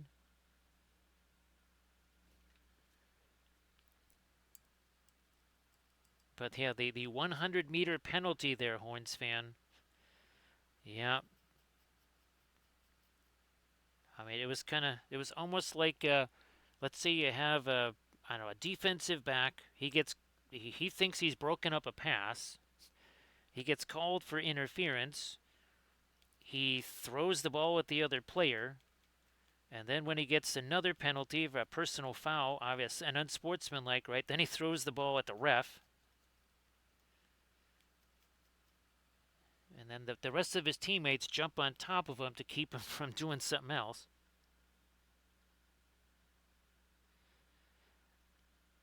And imagine this there, Horns fan. The guy was set up basically about 30 yards away from goal, which is actually wider than NFL goalposts, and he missed. So I don't think he's going to be a punter, Horns fan. Yeah, I don't think he's going to be showing up at somewhere in the SEC or something like that to be punting for for Georgia or Texas, Texas or A&M or anything like that.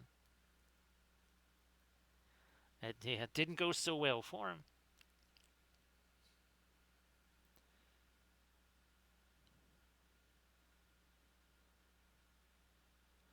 Yeah, I think there's only 21. I think you only played 21 games there, Horns fan. And of course, obviously, they would have the easier part of their, in theory, the easier part of the schedule showing up, or coming up, anyways.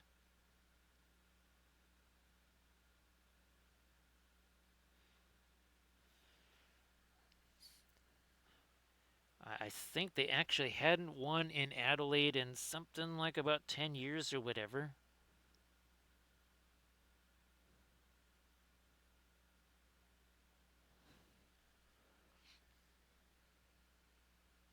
There we go.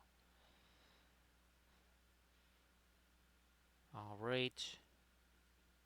Getting a little bit of light on those things too.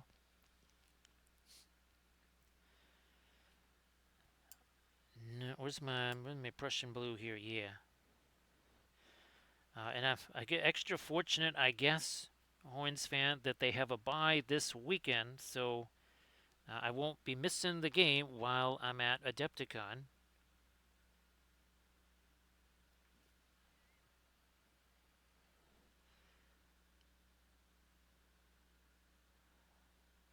There we go.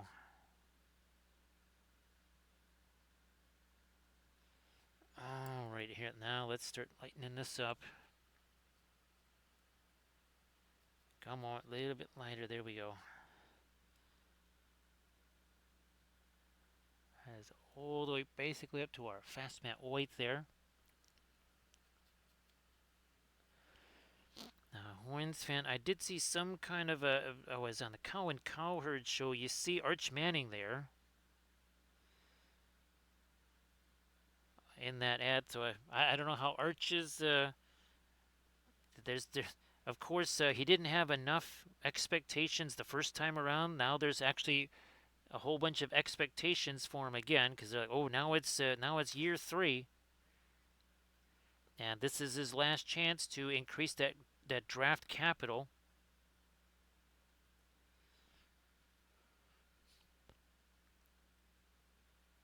And of course, Horns fan, the NFL was a little bit interesting this year, was it not? Yeah, there one or two things might have happened in the NFL this year.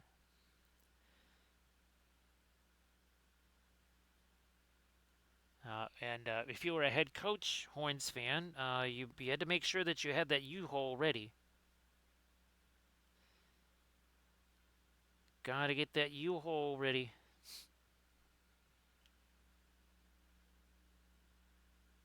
Try and get me a little something lighter there, yeah.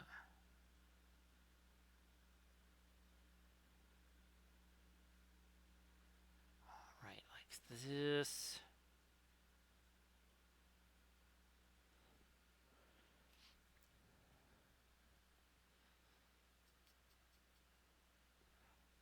Now, Horns fan, there was some really interesting results in the playoffs for sure.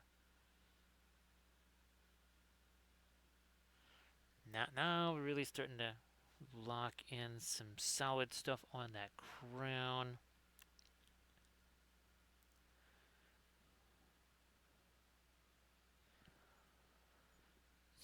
I wonder, you know what I'm gonna do here? Let's do some of the. Whoops, wrong. Oh, that's what we need.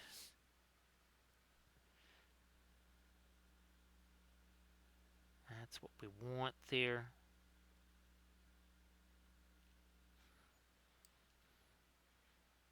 Then grab some. We need some center in that. It's been sitting around there for a while, I guess.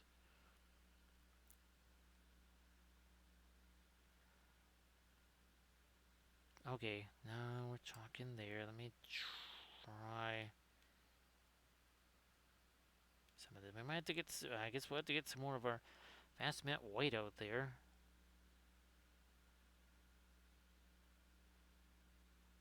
Fine, we can do that.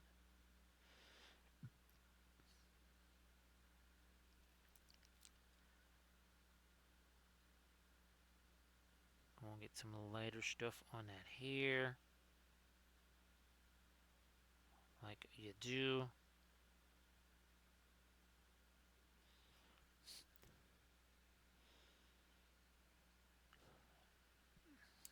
Let me get some of this violet here. Take out some of that. Okay, on the corner there.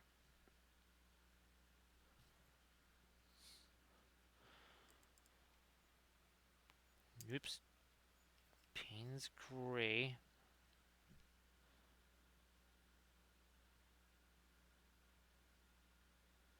That will come down here.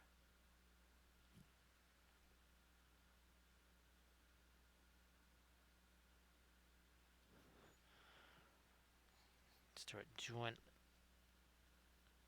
some lines in here. Darker stuff first there.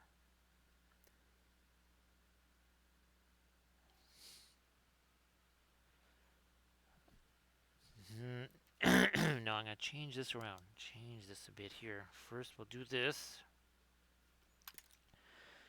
And then we're going to do this. We're going to have it go this way.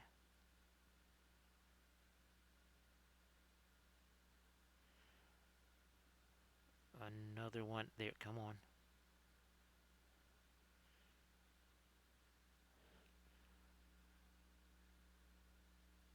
Couple of those coming down here.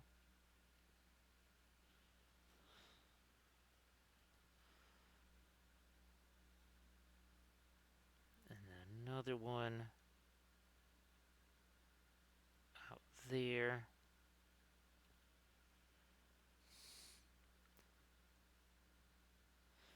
I think I might get rid of these two. Didn't quite do what I wanted them to, so no big deal. Just, there you go. That was real difficult doing that.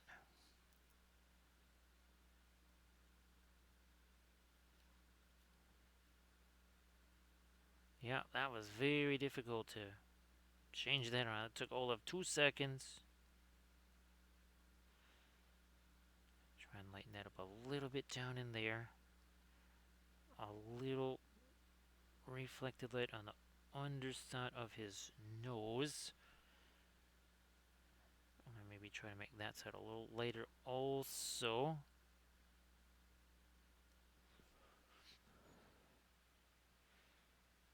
I know there's been 1 or 2 off-season moves. Also 1 or 2 off-season moves that didn't happen.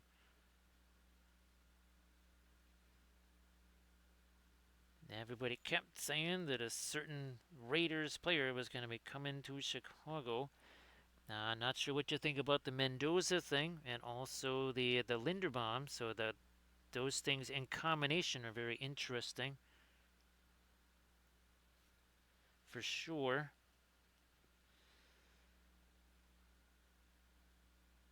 Yeah, break up the Raiders there, Owens fan.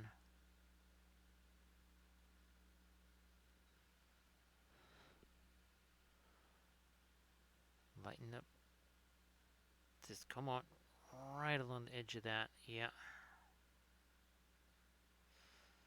Some of that in there. Okay. I'm try and steal a little smidge of our light down in here too.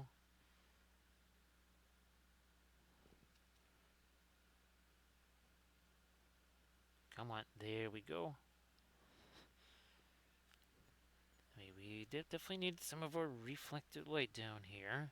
There's also some light being cast, so that too. Come on. There we go.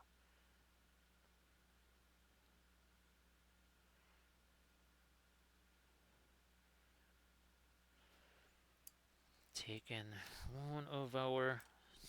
Yeah, these are our fabulous new brushes. They're the One Happy Choice, or One Happy Wample, I guess we've been calling them.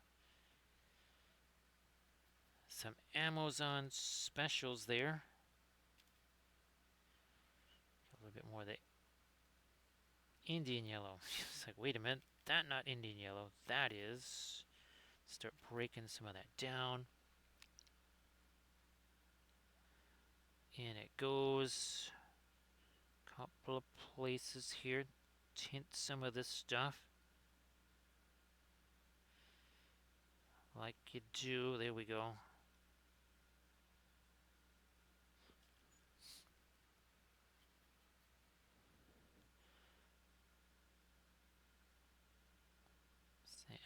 There we go. That's what we needed to see there. It was a little shy on the orangey stuff for our golds. Nice to see you there, Doji. So Doji, hopefully able to do all the stuff to get maybe some of the garden stuff going on. Little one-to-one terrain scale. And of course, Doji, why don't you share some fabulous stuff in the chat there? Some of those oil-painted miniatures. Doji, I was a little bummed I didn't get a chance to use our cobalt teal bluish on the Green Knight, but we'll certainly do that, right? Because all the glowy stuff that'd be a super fun thing to have on him. Yeah, Doji. It's still hilarious. I guess it worked out okay that I saved him for last Doji. I mean, at least last before Adepticon, that is. There's still tons more of these to do. Just again, before Adepticon, this is the last one I'll be able to do here. We're at 2 hours 15 minutes. Yeah, 2 hours 15 minutes in here. And of course, like usual, Doji, why don't you share some stuffs in the chat?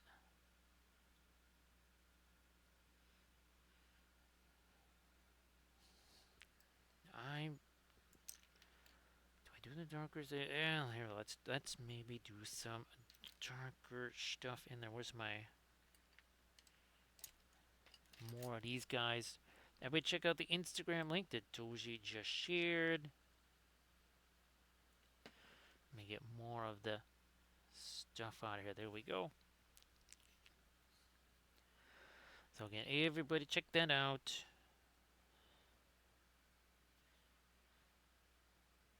And Doji, I'll send you pictures. I printed out some of the posters. I printed out the first of the new stickers.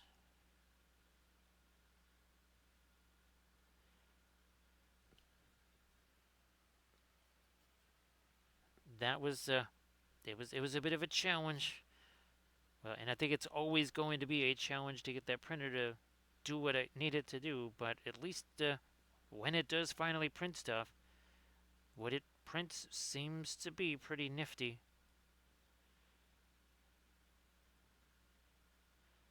So I mean, there's that. Where's my? Yeah, I guess we'll use some of you and some of that. Not Mars Yellow Deep. Okay, here, let me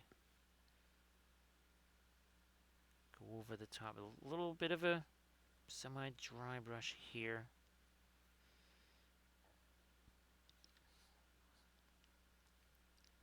Little lighter up there, and now we'll go more towards a grayish version of that, maybe. Yeah, I think we'll take some of this and some of our. I guess it can't be quite that dry. We gotta get a little more thinner in there. Let's get the top of his head here.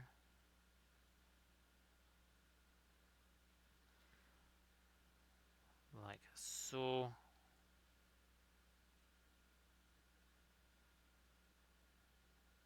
Yeah. Where are we at with this? Yeah, there we are.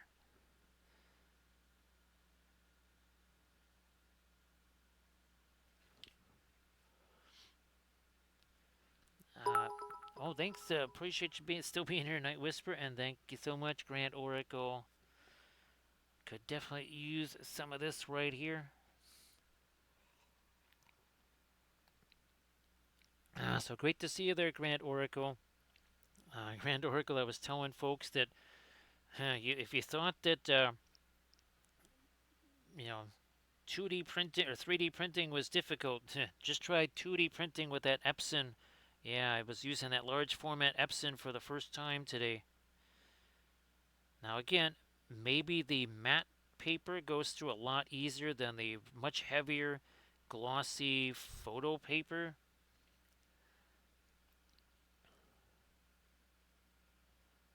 But great to see you there, Grant Oracle. Yeah, I got. I'll try to send you some of those pictures. And well, I'm sure you didn't get a chance to see the new vid with the Cyber Galahad there.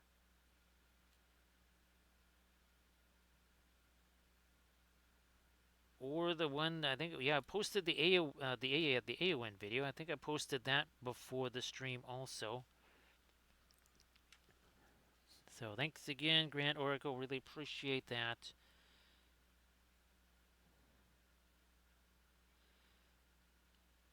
Boom. all the way down here. Again, let's get some of this lighter here, color here. Been using the one happy choice brushes here, Grand Oracle. They've been reasonably solid, I have to say. I forgot that I had these because after a while I just burned through them all. Didn't know where they originally came from. I did get the larger ones. Those showed up today. They're not quite as utilitarian as these. Maybe I'll try to get the middle size after Adepticon.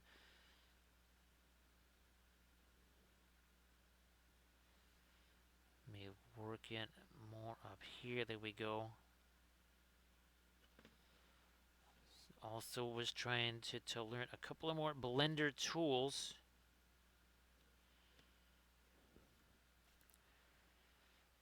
But that's, yeah, we're pretty much, there's not much more we can do with Blender stuff until after Adepticon.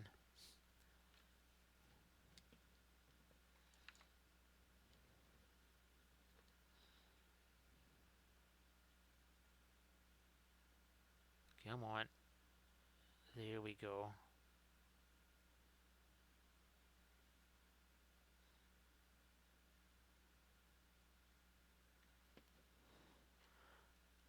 Let me do this right here.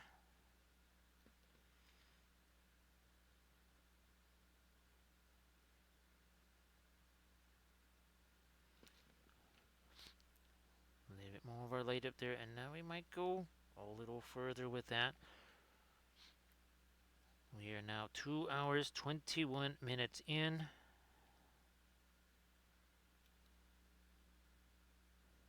Oh, I wanna here before I forget, because I will.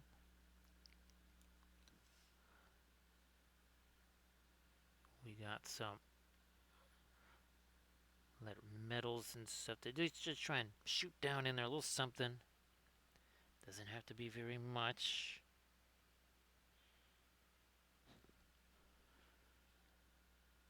In you go.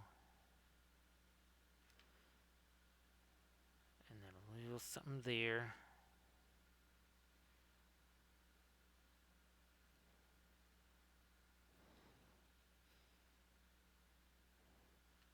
Try to soften up that little line there. We also need to get ourselves a little bit of reflection right over in here. Also in here. No, no, no. Let me lighten that up. Let's do that.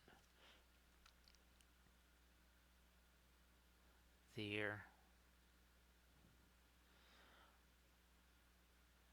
That also was that was looking a little peaked right there. Much better.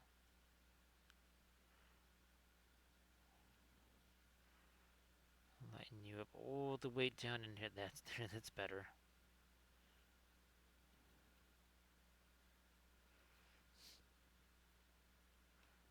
Sure, I think we might just lighten that up too, and then we get another bit of light over here.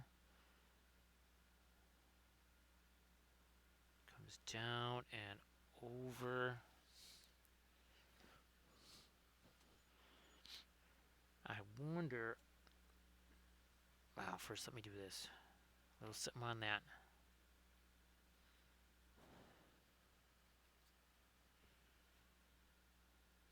Way too much paint on that brush. Well, either that or way too much thinner. One or the other. There was a whole bunch of something on there. I had to get rid of that. Good idea. It was a good plan.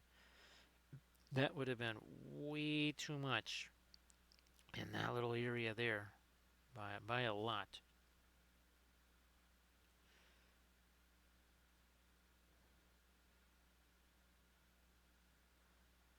No, no, no. We're gonna leave that alone.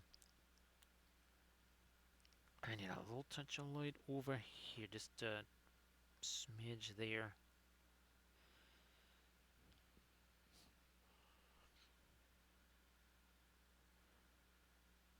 And away we go back into here. Got maybe some glowy stuffs. Like there. Also gonna, I think, lighten up the skin tone here. No, no, I'm just gonna, I want to change the angle of this eyebrow here.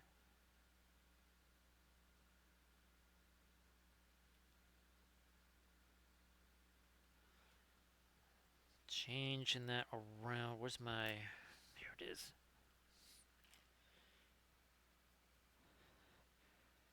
Back into our darker brown here.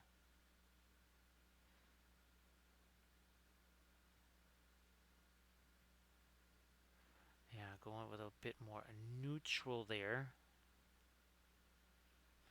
Also, I need to solidify this edge of his iris here.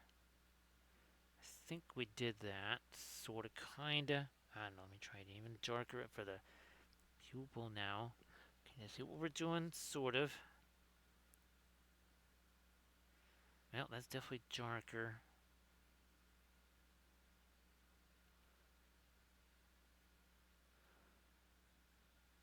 Try to now get some of these edges here. To the panes of gray we go. Break some of that down. That will go into here. Ah, now we're talking. Some of that's gonna go over here.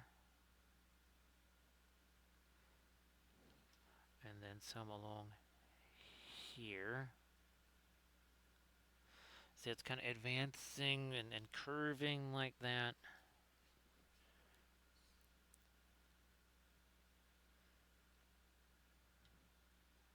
A similar thing here, perhaps.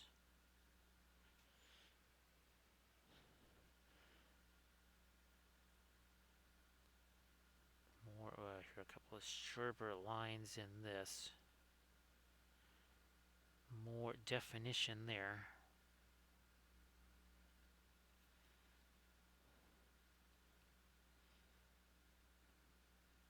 Yeah, that was a little more darkening than I was kind of hoping to get there.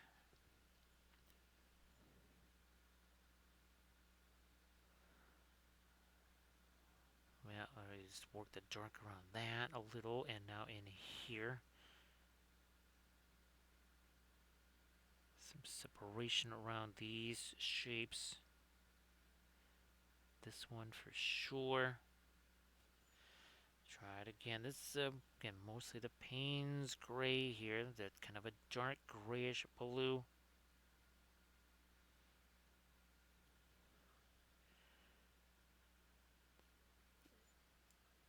Where's my... would this be... Well, okay, not that big giant clump of it there. Let's get rid of some of that. That's a little more than we needed. So let's break this down here.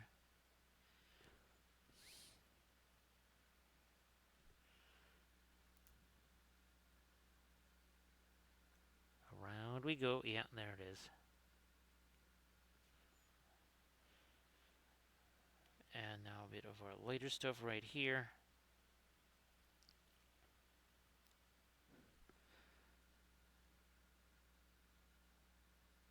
Like we do here. Let me try some more of this now.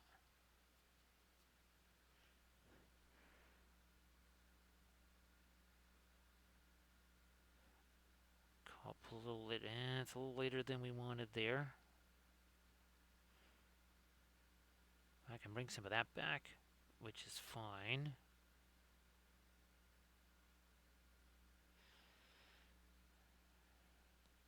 Trying to get the top of that and then the bottom of this. I guess we gotta go even lighter. Well, I can also bring my fast matte way back out here. We kind of, we didn't put out too much and that kind of got used up, but there we go. That is definitely much more cleaned up. Got the edges that we were looking for. We needed those.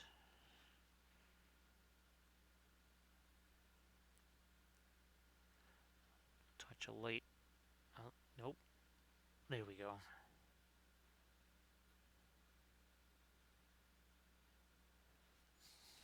Just use you as a blending brush. Oh, this is like, what the heck is going on here? That's one that still got a bunch of sizing in there. Inganes. Everybody, please give Inganes a follow. So Inganes, great to see you. Why don't you post some stuffs in the chat there? Go ahead and do that. So great to see you, Inganes. I hope that Sunday is treating you well here thus far.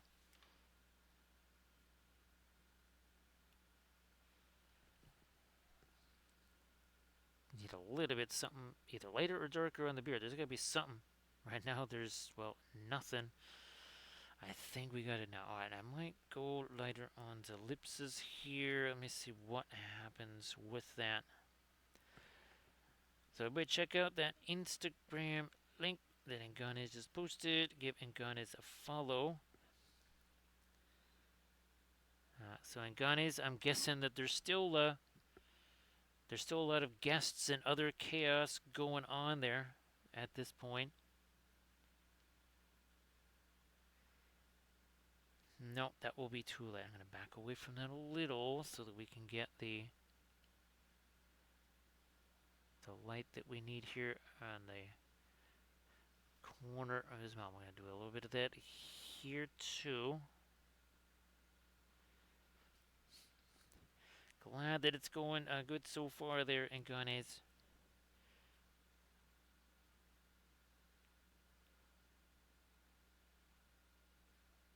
I think it worked out okay that we ended up basically saving Arthur as the last of our pre-Adepticon Arthurian painted figs.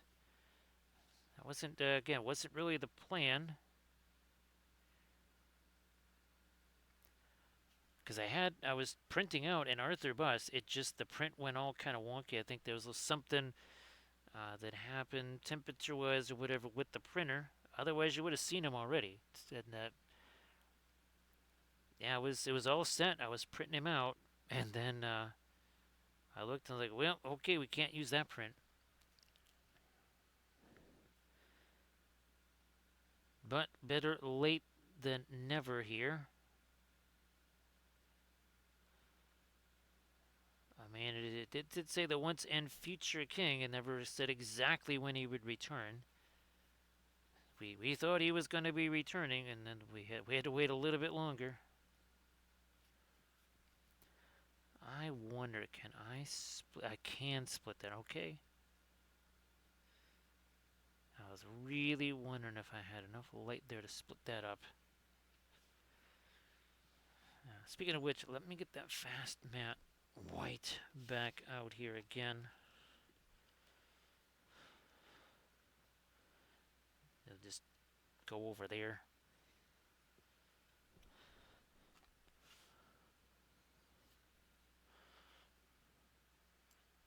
Take all this out of that brush. Really break this down. Start doing some very, very light stuff here.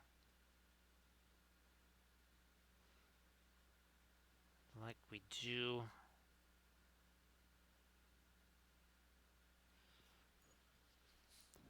Where are we at? There we are.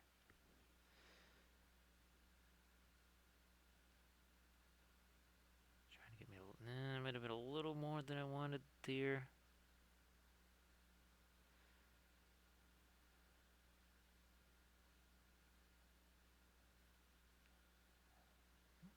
Touch a little light there, and then a little something there.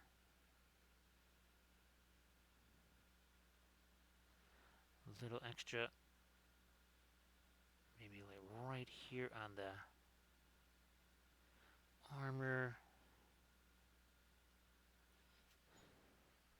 Back to this.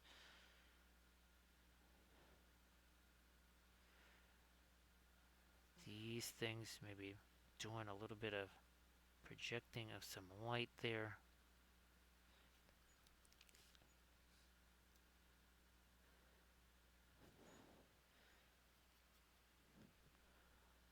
haven't really done. There we go. That is another thing I've been waiting to hit right there.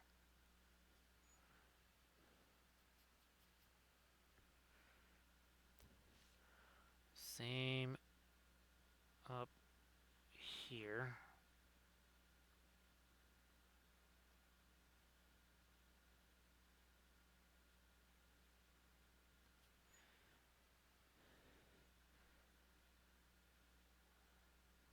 Nice.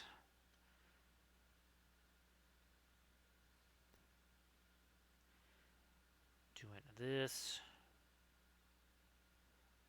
to bring in some non-gold stuff there. Now we have to try and get the latest light on some of this gold stuff up here.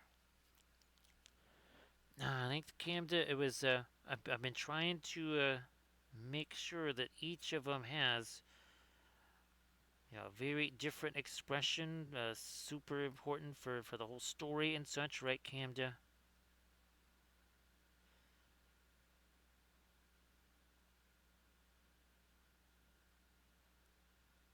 I mean, some of them a little bit easier than other. Obviously, for Morgan, Buffet, I knew exactly what I wanted to do there. Lancelot was maybe one of the tougher ones, figuring out what to really go for as far as expression there. But that's why I also wanted to kind of do multiples of them, right? Camda is that way you, because as it was, I think I had at least two paintings of Arthur and two of Merlin. Yeah, I had two. Actually, Merlin appeared in at least three. Yeah, at least three, maybe four different paintings of my Arthurian series. Now, sometimes he was in a side panel, and there was obviously the one where he was front and center, but he was a side panel character in at least two other ones.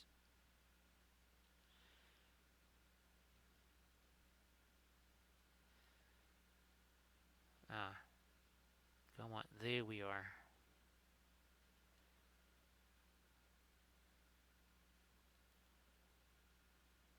Couple little extra lights around those, yeah.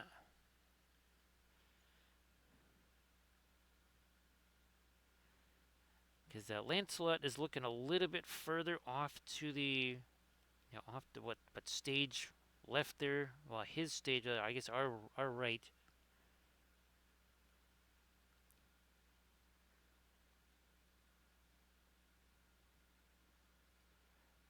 Getting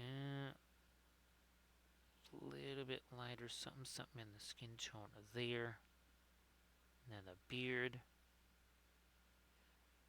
Not too much lighter on the hair though. Got to be pretty careful about that. Now, for these guys here, we have to.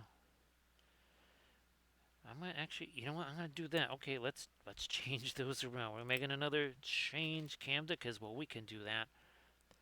See you later, there, Doji. Again, have a fabulous Sunday there. I know it's hard to be here very long. Appreciate the time that you can stay, of course. And of course, have yourself a fabulous Sunday, like I said there, Doji. So yeah, we're gonna change these to more of a gold then, because that makes much more sense, I think. And then if these get darker,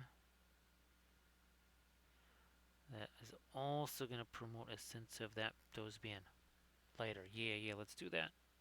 Let's do this now.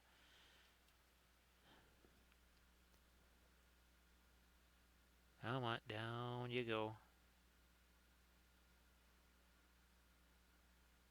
Down you go there.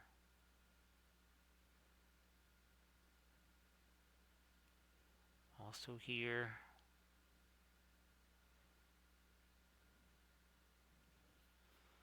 Also there.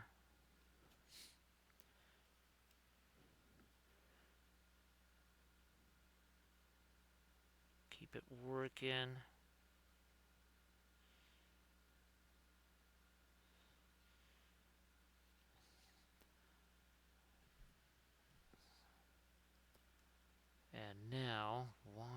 we try to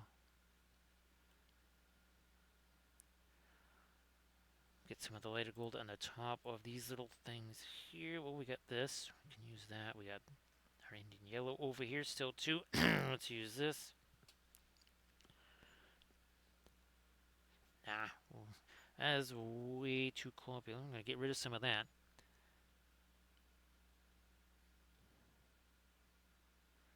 It's just a crazy camera, and I might have mentioned it in the AON video that hasn't gone up yet, but it was right around this time last year that I was using these, and I know for sure in the our Adepticon series of videos, I know I was using them then. I remember using them on that creature caster thing. Well, all the creature caster stuff that we were painting for Adepticon. That should probably get a little, yeah, here, get a little something lighter there too. It's got a little bit of the bluishness to it. Come on, just trying to take a chunk of that fast matte white over here. A little more. Now we're talking.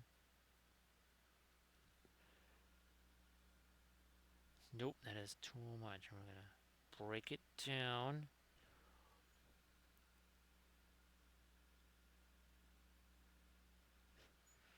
Breaking this down.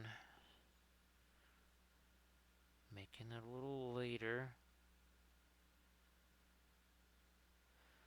And then we get a touch of that lighter go up at the top of each of these, and then leave it darker at the bottom where the lighter stuff is here.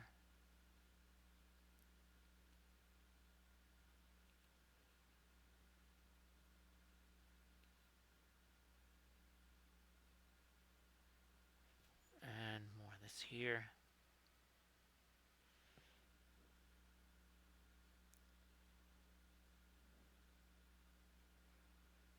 Okay.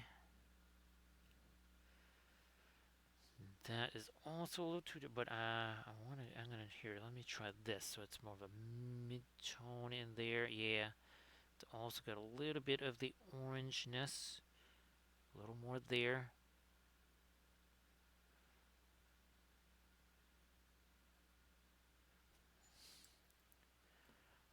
Now back to this guy.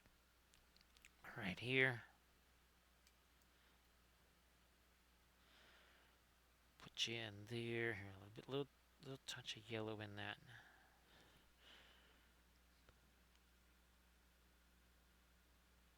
Bam, there we go. That's that little bit of shine that we need right here on the, let's get this side too. Oop. Now we got it. Top edge of our chevron here.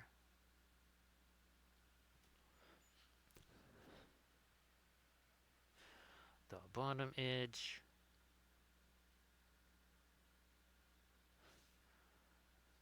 That bottom edge. Couple little things on the relief here in the interior of the, there we go.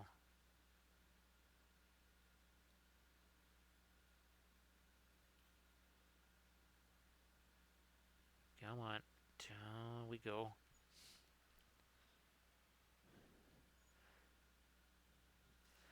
And then here was a couple of these. We're gonna highlight the edge of this here. It's not the easiest task, but we'll see what we can do here. Almost got it. Now we got it, and then we'll do that on this one, and then that one. There, that's much better. I think we're gonna do a similar deal over here.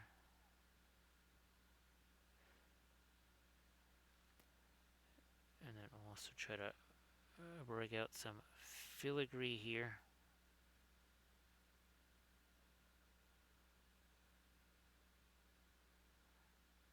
More light there, a little something there.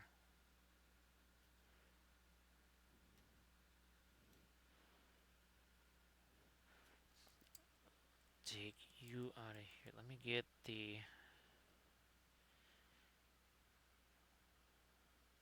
That's our radiant violet. Is that going to be? Well, let's see what that is going to look like here.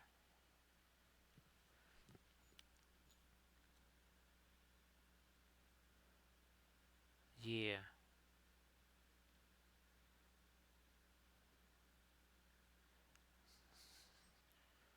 So that is a light violet for the highlight of our blue robe here, or cloak or whatever.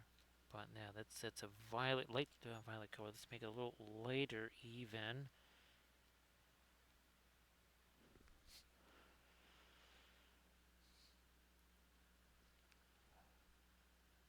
There. Gonna thin that down some more.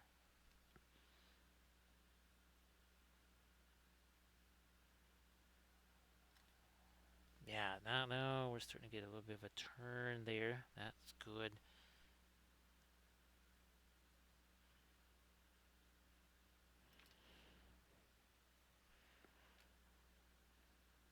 We'll get some of that worked into here. Now a little more. Also some of these folds right here.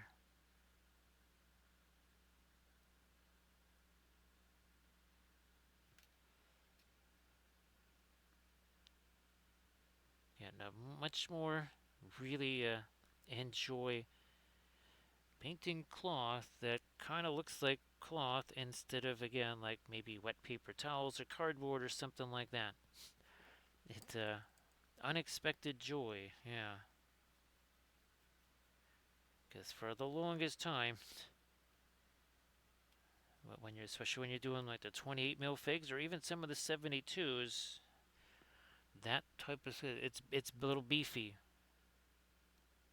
Our cloth, they get okay. It might not be maybe as strong as other cloth, and you probably wouldn't want to print out some of these guys at 32 mil, but that's not what they're meant for.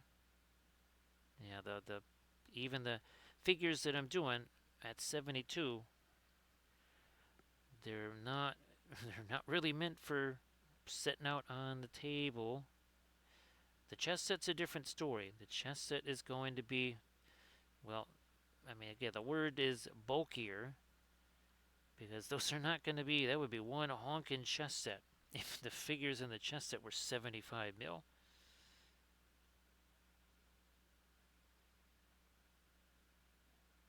Again, that is another thing we'll be working out after Adepticon is what we can do to make that chess set a reality.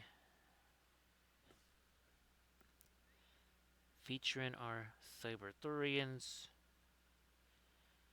Actually, I've got the first alternate sculpt that I was working on. It was an alternate Guinevere sculpt based on the chess set.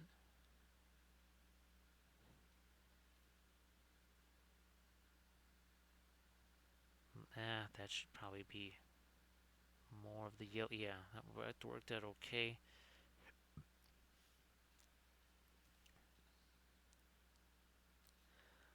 Fine, you'll be a little later too. And up in here, a couple of thingies here.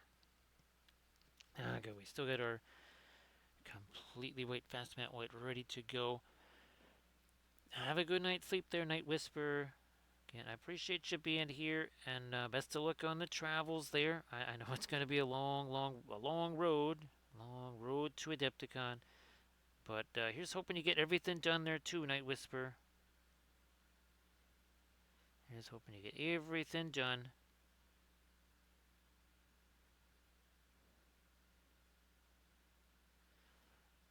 Let me work some of that into here.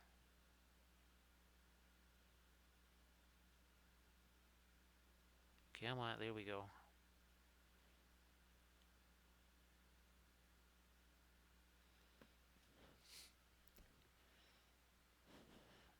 Come on.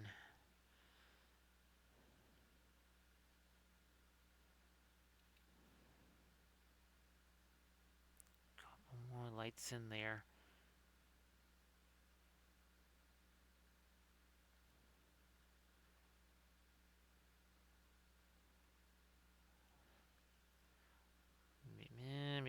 a little bit there.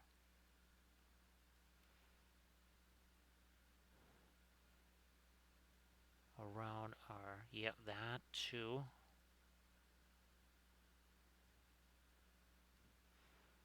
There's a whole bunch of nothing going on here. Let's get a little something going on there.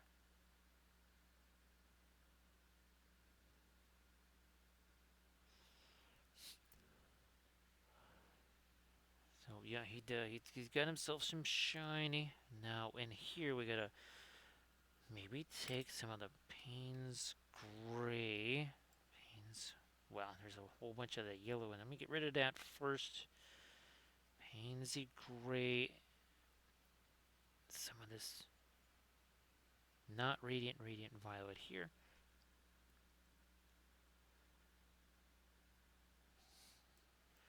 Now that we've done that, I'm gonna go back to some of the, almost like the periwinkle stuff here. Maybe still too dark. I'm gonna get me some of this now. No, we're talking. Yep, now we're talking. Let that blend a little. So there. And then here we want some reflected light.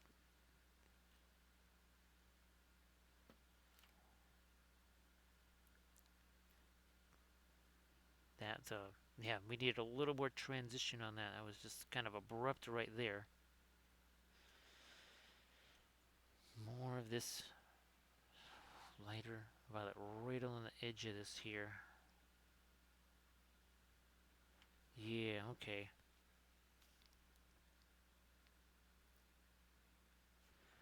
Back to my darker Payne's gray stuff again. And I think now we've kind of got that smoothed up there. Yeah, I think we got it now. So get a little too rough. Hey there, Corgi, how you doing? Good morning, Corgi. Good morning there, surface tension. So surface tension, why don't you share some oil painted goodies there? Yes, indeed.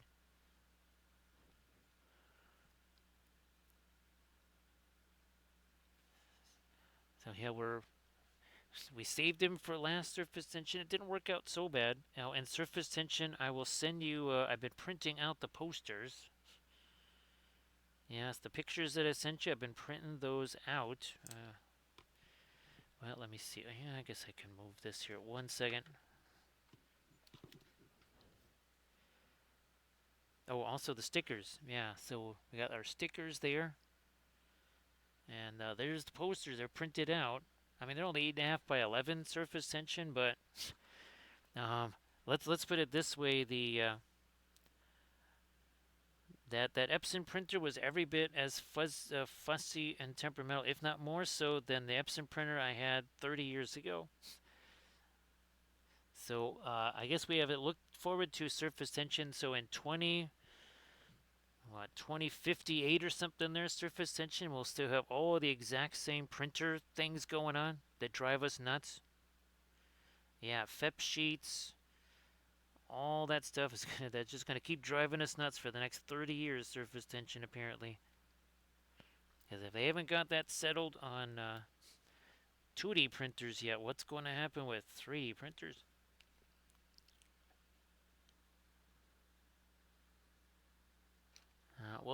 Surface tension, I think you're about the fourth person that has said, yep, those things are a beast.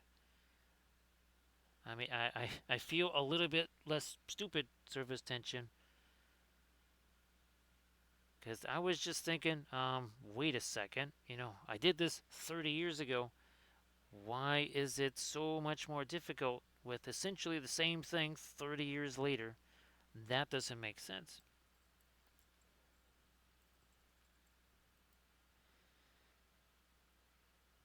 And yeah, it was more like the old style Ender 3s there, surface tension, where you had to You had to do the IKEA thing and like build the whole thing, like you were building a construction gantry or something.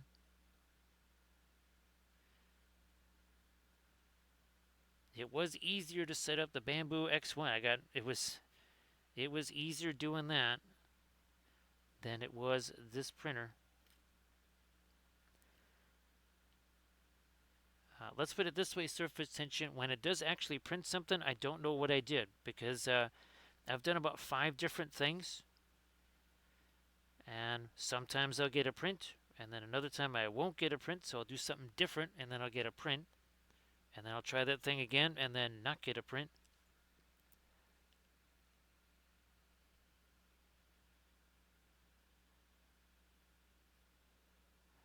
Yeah, the surface tension, all of about 5 minutes, and I was actually trying to make a print with it. It's like, oh, look, there's a driver update or something.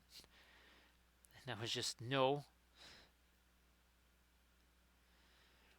Yeah, that was unexpected to say the least. Let me get a little bit of my manganese blue hue there and some over here.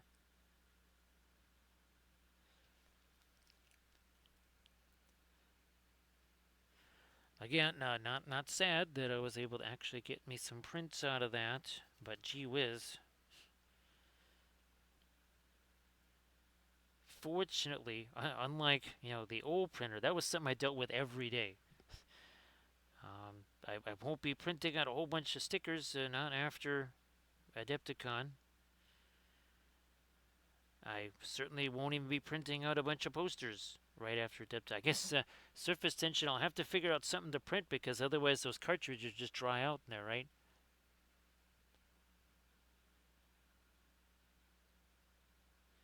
Most definitely there, Corgi.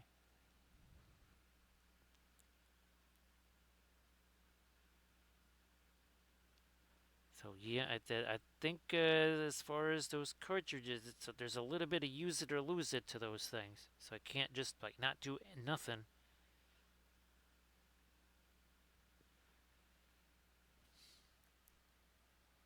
Pansy gray again.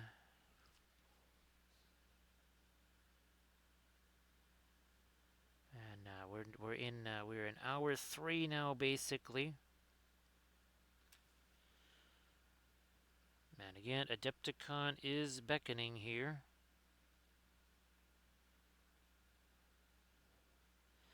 I will. That's where we want it, right here. Enters my domain. Great to see you there, Daddy Celt. Everybody, please give Daddy Celt a follow. So, Daddy Celt, thank you so much for the raid. Everybody, please give Daddy Celt a follow because he dares to enter our domain. Train there.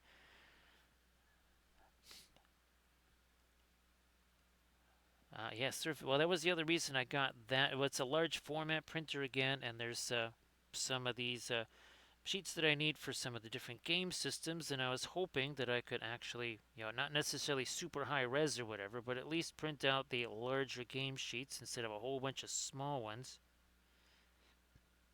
And of course, Daddy Celt, like usual, if you want to post something in the chat, please go ahead. We are working on another one of our Cyberthurians. Last night was this. It was the Green Knight right here. The figure of him. That was really fun. We got a chance to play with a lot of different color temperatures there.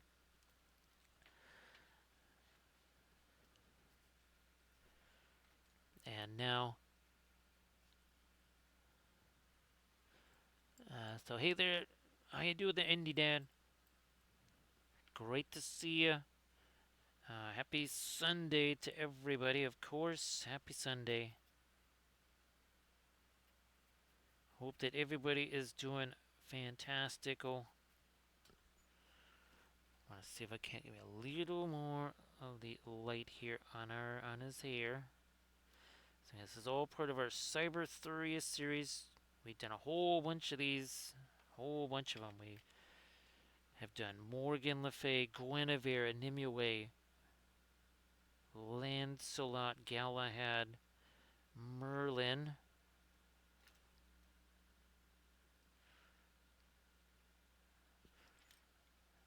Everybody check out that link there. That is a Discord. Yeah, it's a Discord link that Daddy Kilt just posted. Go check that out. Give Daddy Kilt a follow too.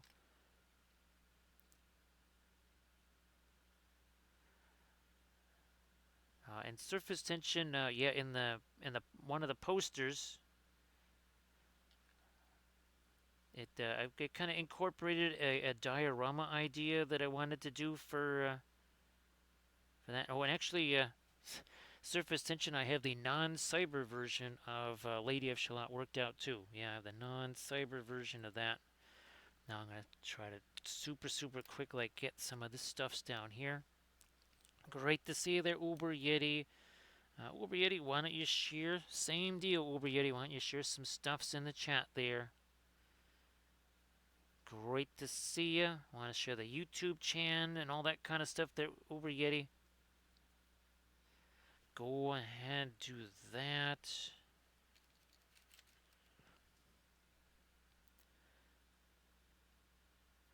Yeah, so Uber Yeti, it's been a full-on blitz for Adepticon, that's for sure.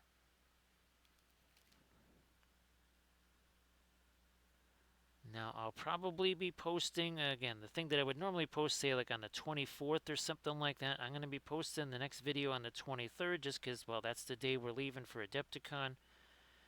And I'll have one more video to post after that. I'll try to post that while I'm at Adepticon. Again, I don't know. It sort of depends on what, like last year I had no internet outside my phone. And yeah, I can't post those kind of links on my phone. So we will see what is possible once I get there. There's supposed to be, again, some internet for me there. There was not last year, but last year was, well, last year was a kind of bonkers, to say the least. The one happy choice larger brushes showed up there. Surface tension.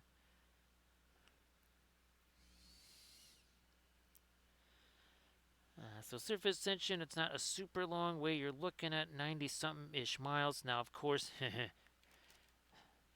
trains and traffic can make that 90 miles could potentially take you hours, surface tension. It all depends what time of day, what's kind of going on. Again, just with trains, it's taken people as much as 35 minutes to basically go about 2.5 miles by my house because of trains. So that could be interesting. We'll see how that goes.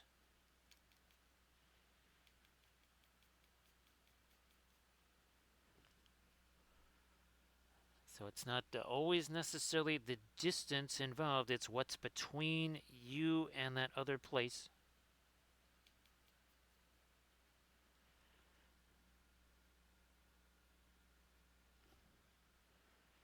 Let me get this now. And there's not a whole lot of different routes to get up there, that's for sure.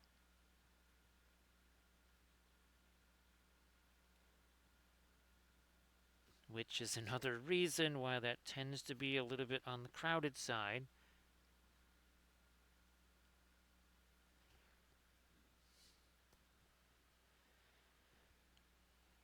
Yeah, well, we're nowhere near that lake. There's surface tension. Yeah, to get anywhere near the lake from here would take at least about a half an hour.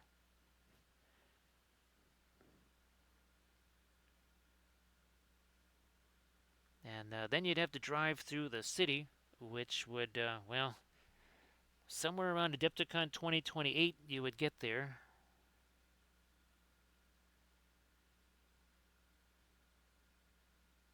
You could almost walk it faster, surface tension.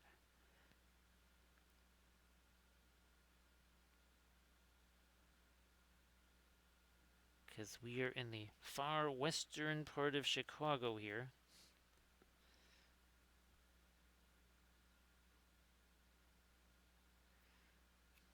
And just get rid of that. There we go.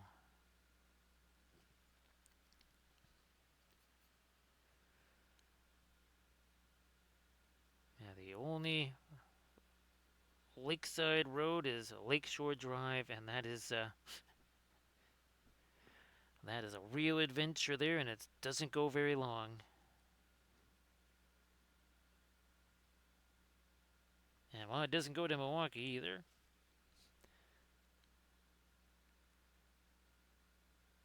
Not even close.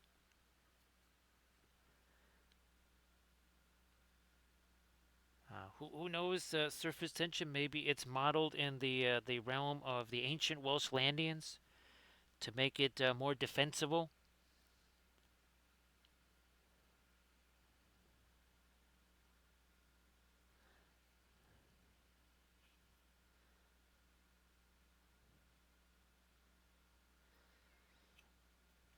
Let's put it this way: surface tension. It's a big enough lake that I mean, even with smaller lakes, you can get that sort of smell of a large body of water.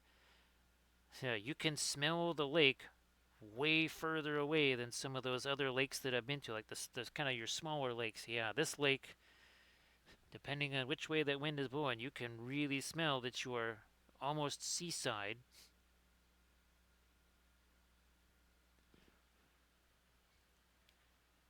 And it is not the largest of the Great Lakes.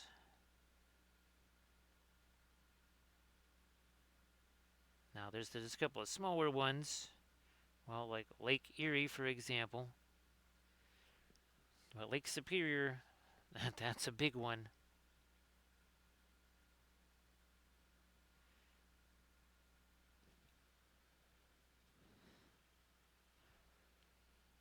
Well, yep, surface tension, again, you figure roughly 20% of the world's supply of fresh water is sitting right here. Just gotta wipe some of that away there.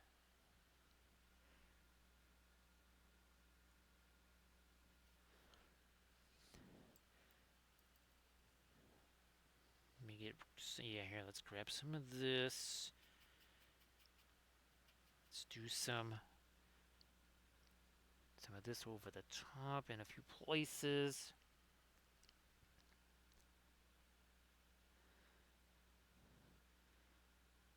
And again, I do believe it is it's somewhere between 830 and 900 feet deep in its deepest spots there.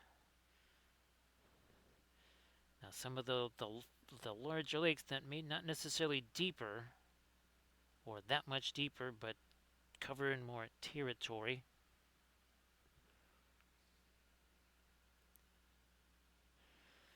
And you can very much tell that it was all kind of carved by glaciers. Not so much the lake itself, but all the areas around it. You can see the definite evidence of the glacial carving.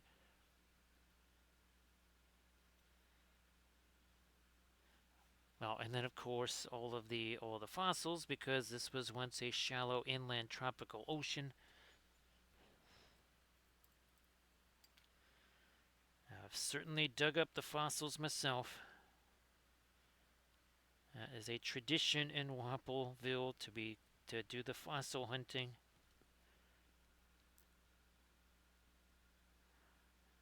Get the lighter stuff around this now.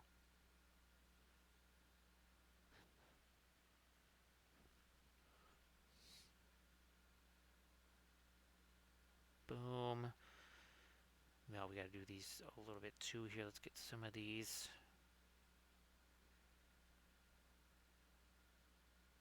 Come on, going this way. There we go.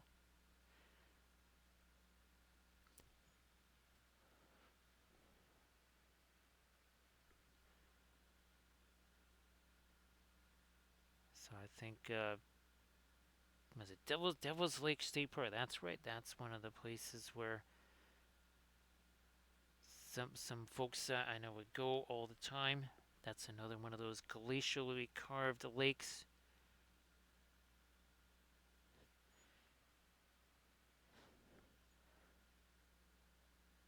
Boom.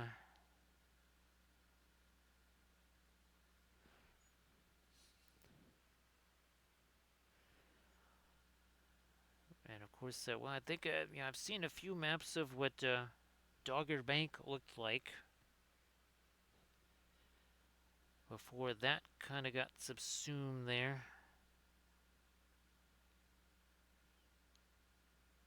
Boom.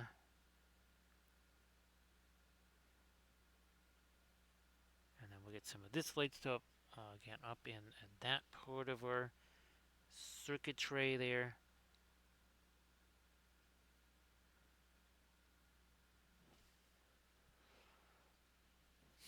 And yeah, let's just get this. We'll maybe use our one happy choice brush for this, I think. And starting to do some of our circuitry stuff here.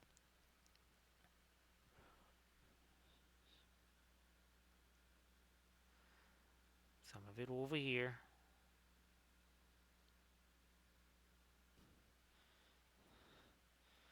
And again, this will be the last stream for a while because Adepticon.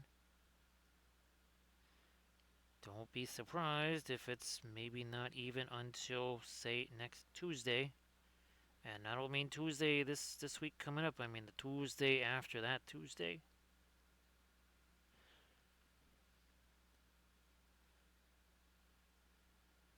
As not even getting back until Monday.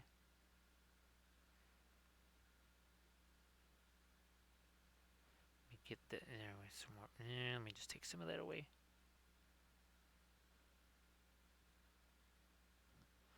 Let me just take some of that away.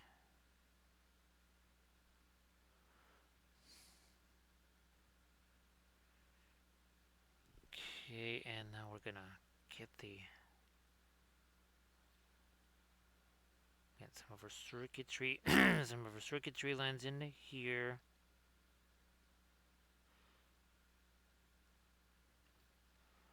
Circuitry lines over here.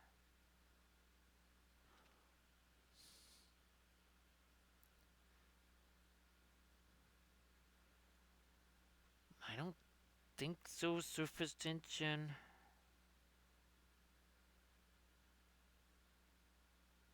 It might be something more like Tuesday after that. That might be more like what you would hear. Well, at least for me, I guess. Haha. More of that blue here. And let me get this.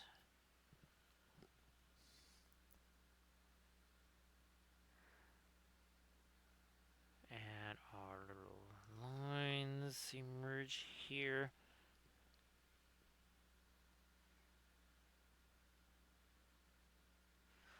Like you do here.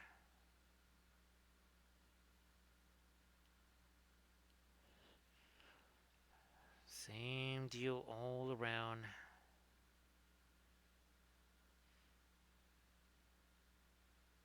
I think we got one more to do. Yeah, well, that's a little trickier because we've got the cloak there. Nevertheless, we have accomplished that. So Kansas is in Australia land. They will say a week from Tuesday.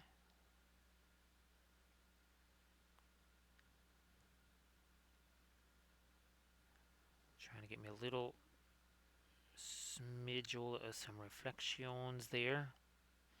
You know what? Maybe even a little more. Again, sorry about the voice there. Between trying to record videos and also do the Twitch sessions here. That's being real rough on the voice.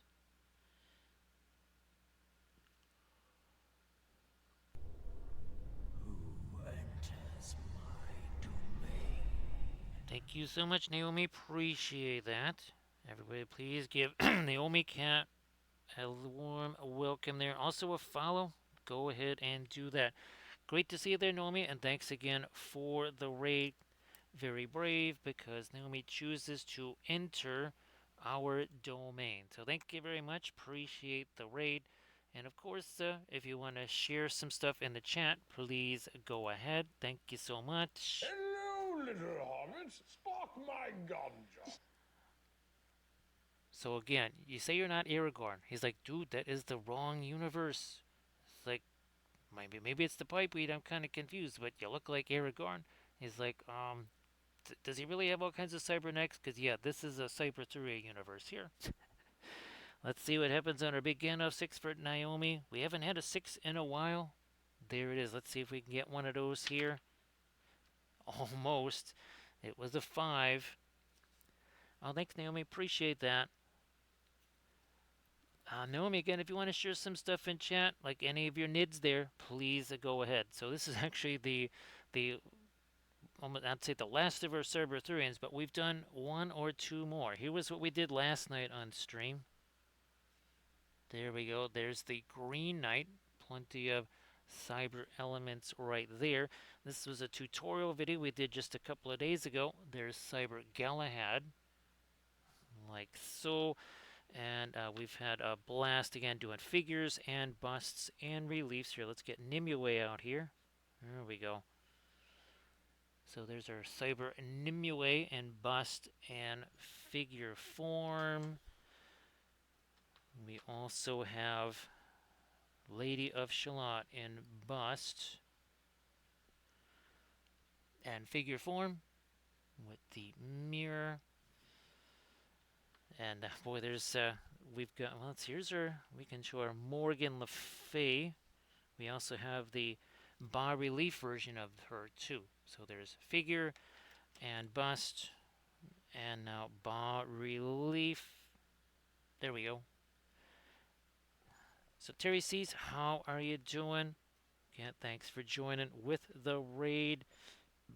Also, here's some more of our bas reliefs here. We have Gwenny, Merlin, and Lancelot. And we've been working on these really hard for weeks. Now, of course, well, we talk about Aragorn here. We do have our flats and such of Aragorn. We also have a miniature of him floating around here too. But yeah, there he is in more of a flat form. That's our Lord of the Rings tarot cards right there. So how you doing there, Demon Lord? Teresa's glad that you are doing fantastic. So again, these are all figures that I made myself. This is all part of my own universe right here. We also have we're doing Celtic goddesses too. Here you can see this is the very first of them right here. So this is Bridget. We've also got the Morrigan. We also have Danu. We also have Arianrod. So yeah, we're also working on our Celtic goddess series in addition to our Cyberthuria. Oh, here we go. We got Lancelot, and we also have Merlin. So there we go. We've been, again, working really hard on these.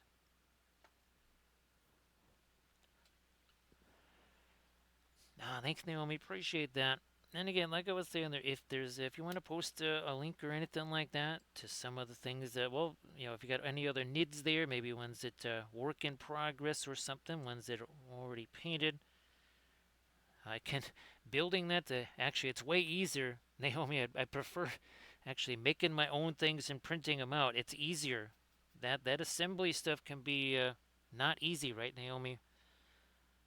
That can take a little bit of time, or a bit of time, for sure. Now we're dead. And this is all in oil paints too. Yes, I should probably bring that up. This is all 100% oil paints. We started 3 hours and 19 minutes ago. And yes, he had no paint on him at all when we started. This is all just in the last little over 3 hours. I can, yeah, I can only imagine. Yep, that I could see that.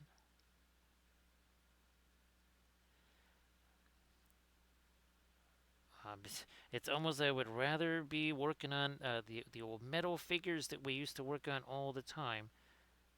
They sort of are easier to deal with than a lot of the stuff from today. So again, everybody check out the link that Naomi is about to post there. And everybody please again give Naomi a follow. I'm going to darken you down a little bit. Yep, just like this. Right here. So everybody check out that link right there. Naomi Kat's page right there. Everybody check that out. And again, please give Naomi Kat a follow.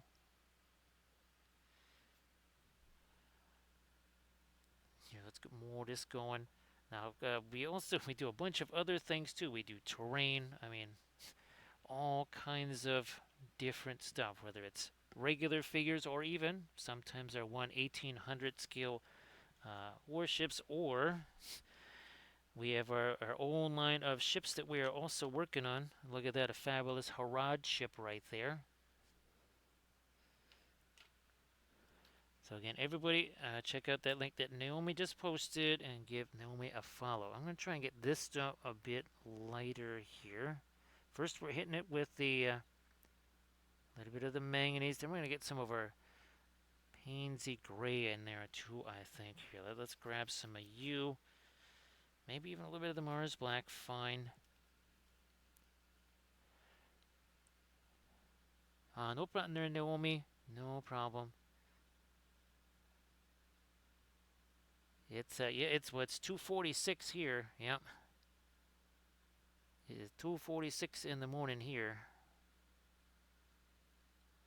There we go. Okay, that makes it a little bit easier to see. And of course, you can also check this out, the Linseed Fellowship YouTube channel. That's where all of our past sessions go. So all the previous Cyberthurians, that's where they are. Just look for the Linseed Fellowship YouTube channel.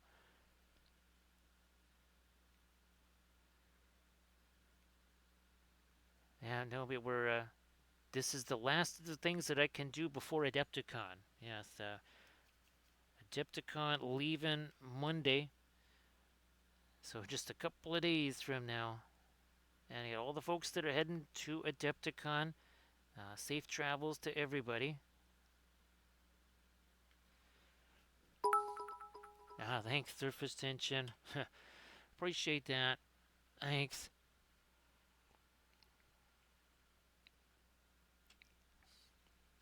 Oh, geez, Naomi. Now, of course, I have those all. They're already packed up. But if you check out the Instagrams there, check out the Lord of the Rings themed gummy bears. Yes, we have Lord of the Rings themed gummy bears. That was actually some of the very first sculpts I made for myself. Right, Surface Tension, the Lord of the Rings gummy bears.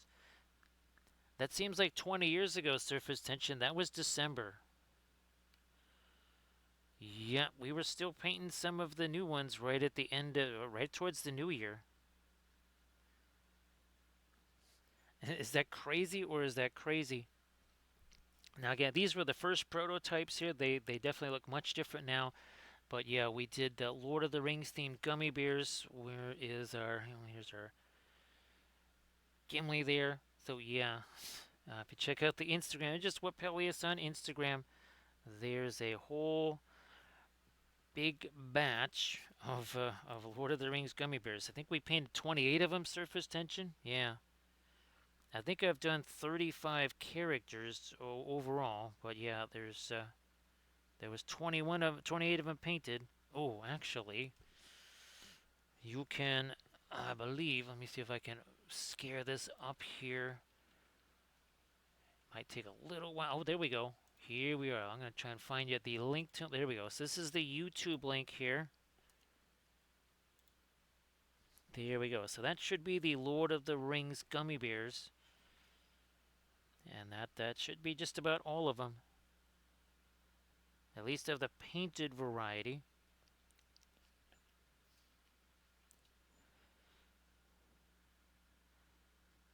Now the pace of change here, Surface Tension, is it started out as just kind of like shocking, and then it's almost like borderline horrifying at how fast everything is going.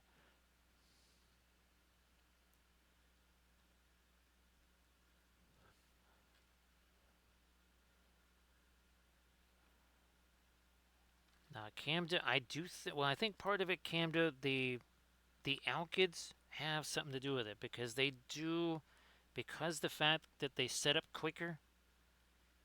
Oh, and of course we will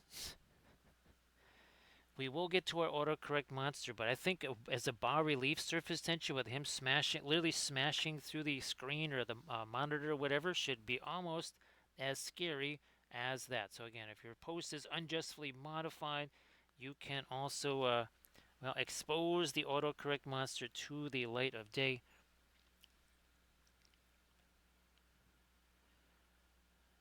It's inspiration and intimidation in equal measures, right? Surface tension. Yes, indeed. It's healthy to it's all about life balance. There's surface tension. Yes, life balance. Where you have inspiration, you must also have intimidation.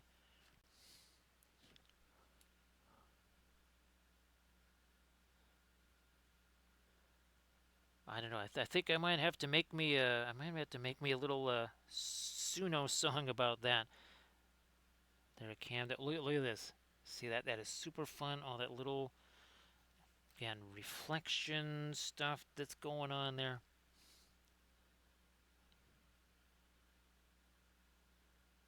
You know, I'm gonna bring me a little more in there. Look at that. Look at that edge. Bam! Look at that. I was wanting to get one of them. I want to do that up here too. Yeah, I want to do that. Well, I got some of it here. I'm gonna do more of it here. I will do more of it there.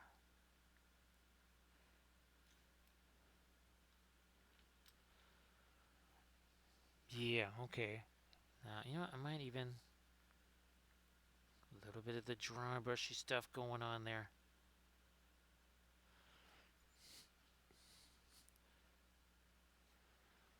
I wonders. Well, let me try this. Let's just do something like that.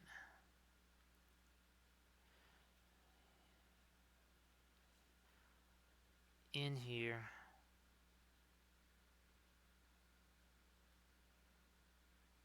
Also there.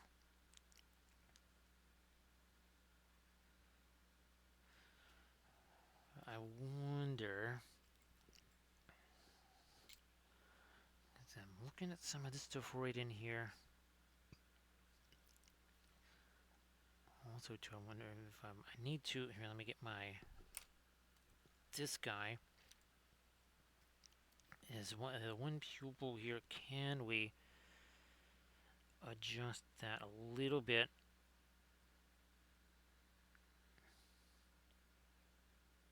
Also, the eyebrow a little more.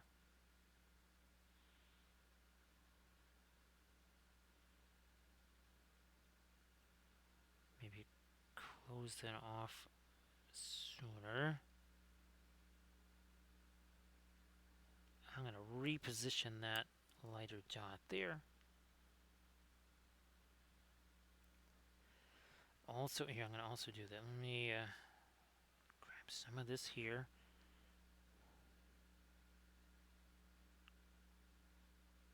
Expand that, push the eye that way.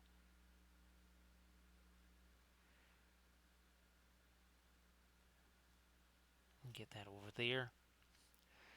So see you later, surface tension. Well, again, I'll try to get you some messages while I'm away there, surface tension. But take care, of course. Take care while we're off on an adventure. Yes, we're going on an adventure there. Surface tension.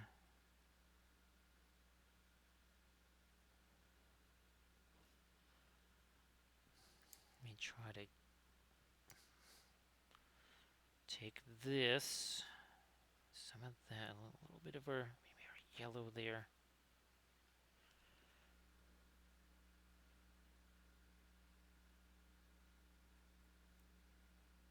Trying to lighten up. I guess we need a little more thinner on that. Maybe let me see what happens. a little something right there. Okay.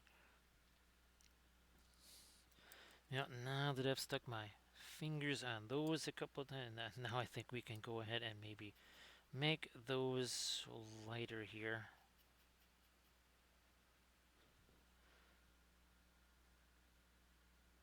Let's do that, and then we'll one last little bit of the dark on maybe. Ah, there's our other one.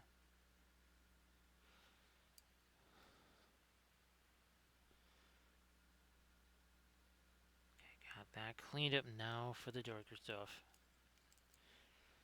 Yeah, those squirrels aren't gonna bark at themselves, so the dog has to go do that.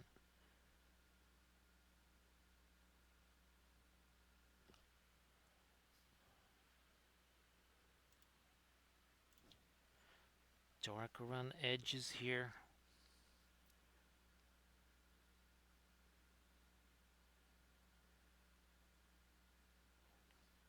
Dark around this. Well, it's already got a lot of the darker stuff there already. Speaking of which,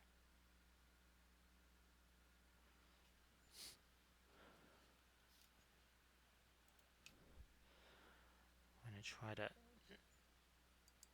get some of this brown over here.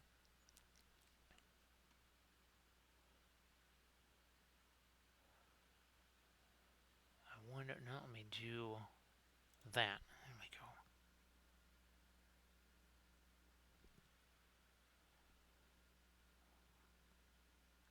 There we are. Some more of that now.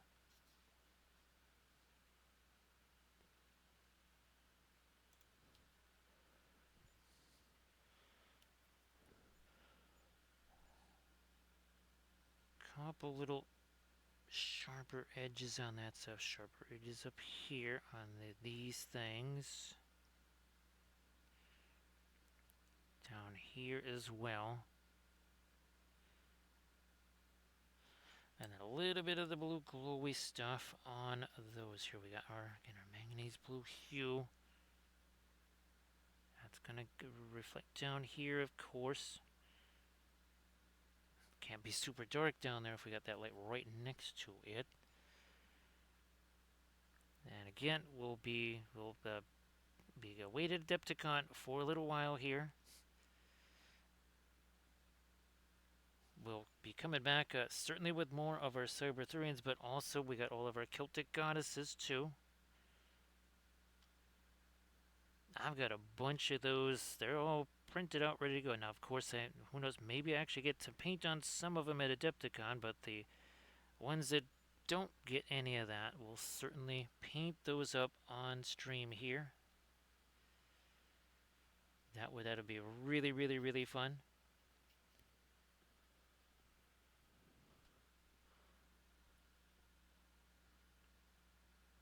I'm gonna try to make that get a little lighter out to the edge there. We'll do that on all of our circuit tray there. Let's get that light going out here too. Yeah.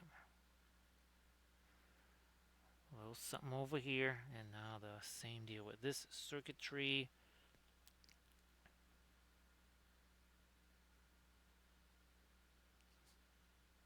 Another one here. I think we've already done. Yeah, we've already done that other one. But I do want to say thanks to everybody for hanging out with me here. It is time for me to start doing some filming of videos. So I think we'll head on over to Commander Mittens there. So again, thanks for all the bits and the subs and the follows and the tiers. Also the raids. We had ourselves some raids. And looky here again. It's another. Well, where's our? There it is. To have these next to. There we go. There's Arthur and Guinevere together. There we are. Look at that. That's super fabulous. Guinevere, I think that was the first bust that we painted. So see you later there, Camda. Appreciate you being here. I'll send you some messages after the stream and such. See how things are going. So thanks again, everybody, and I will see you hopefully next the Tuesday after this.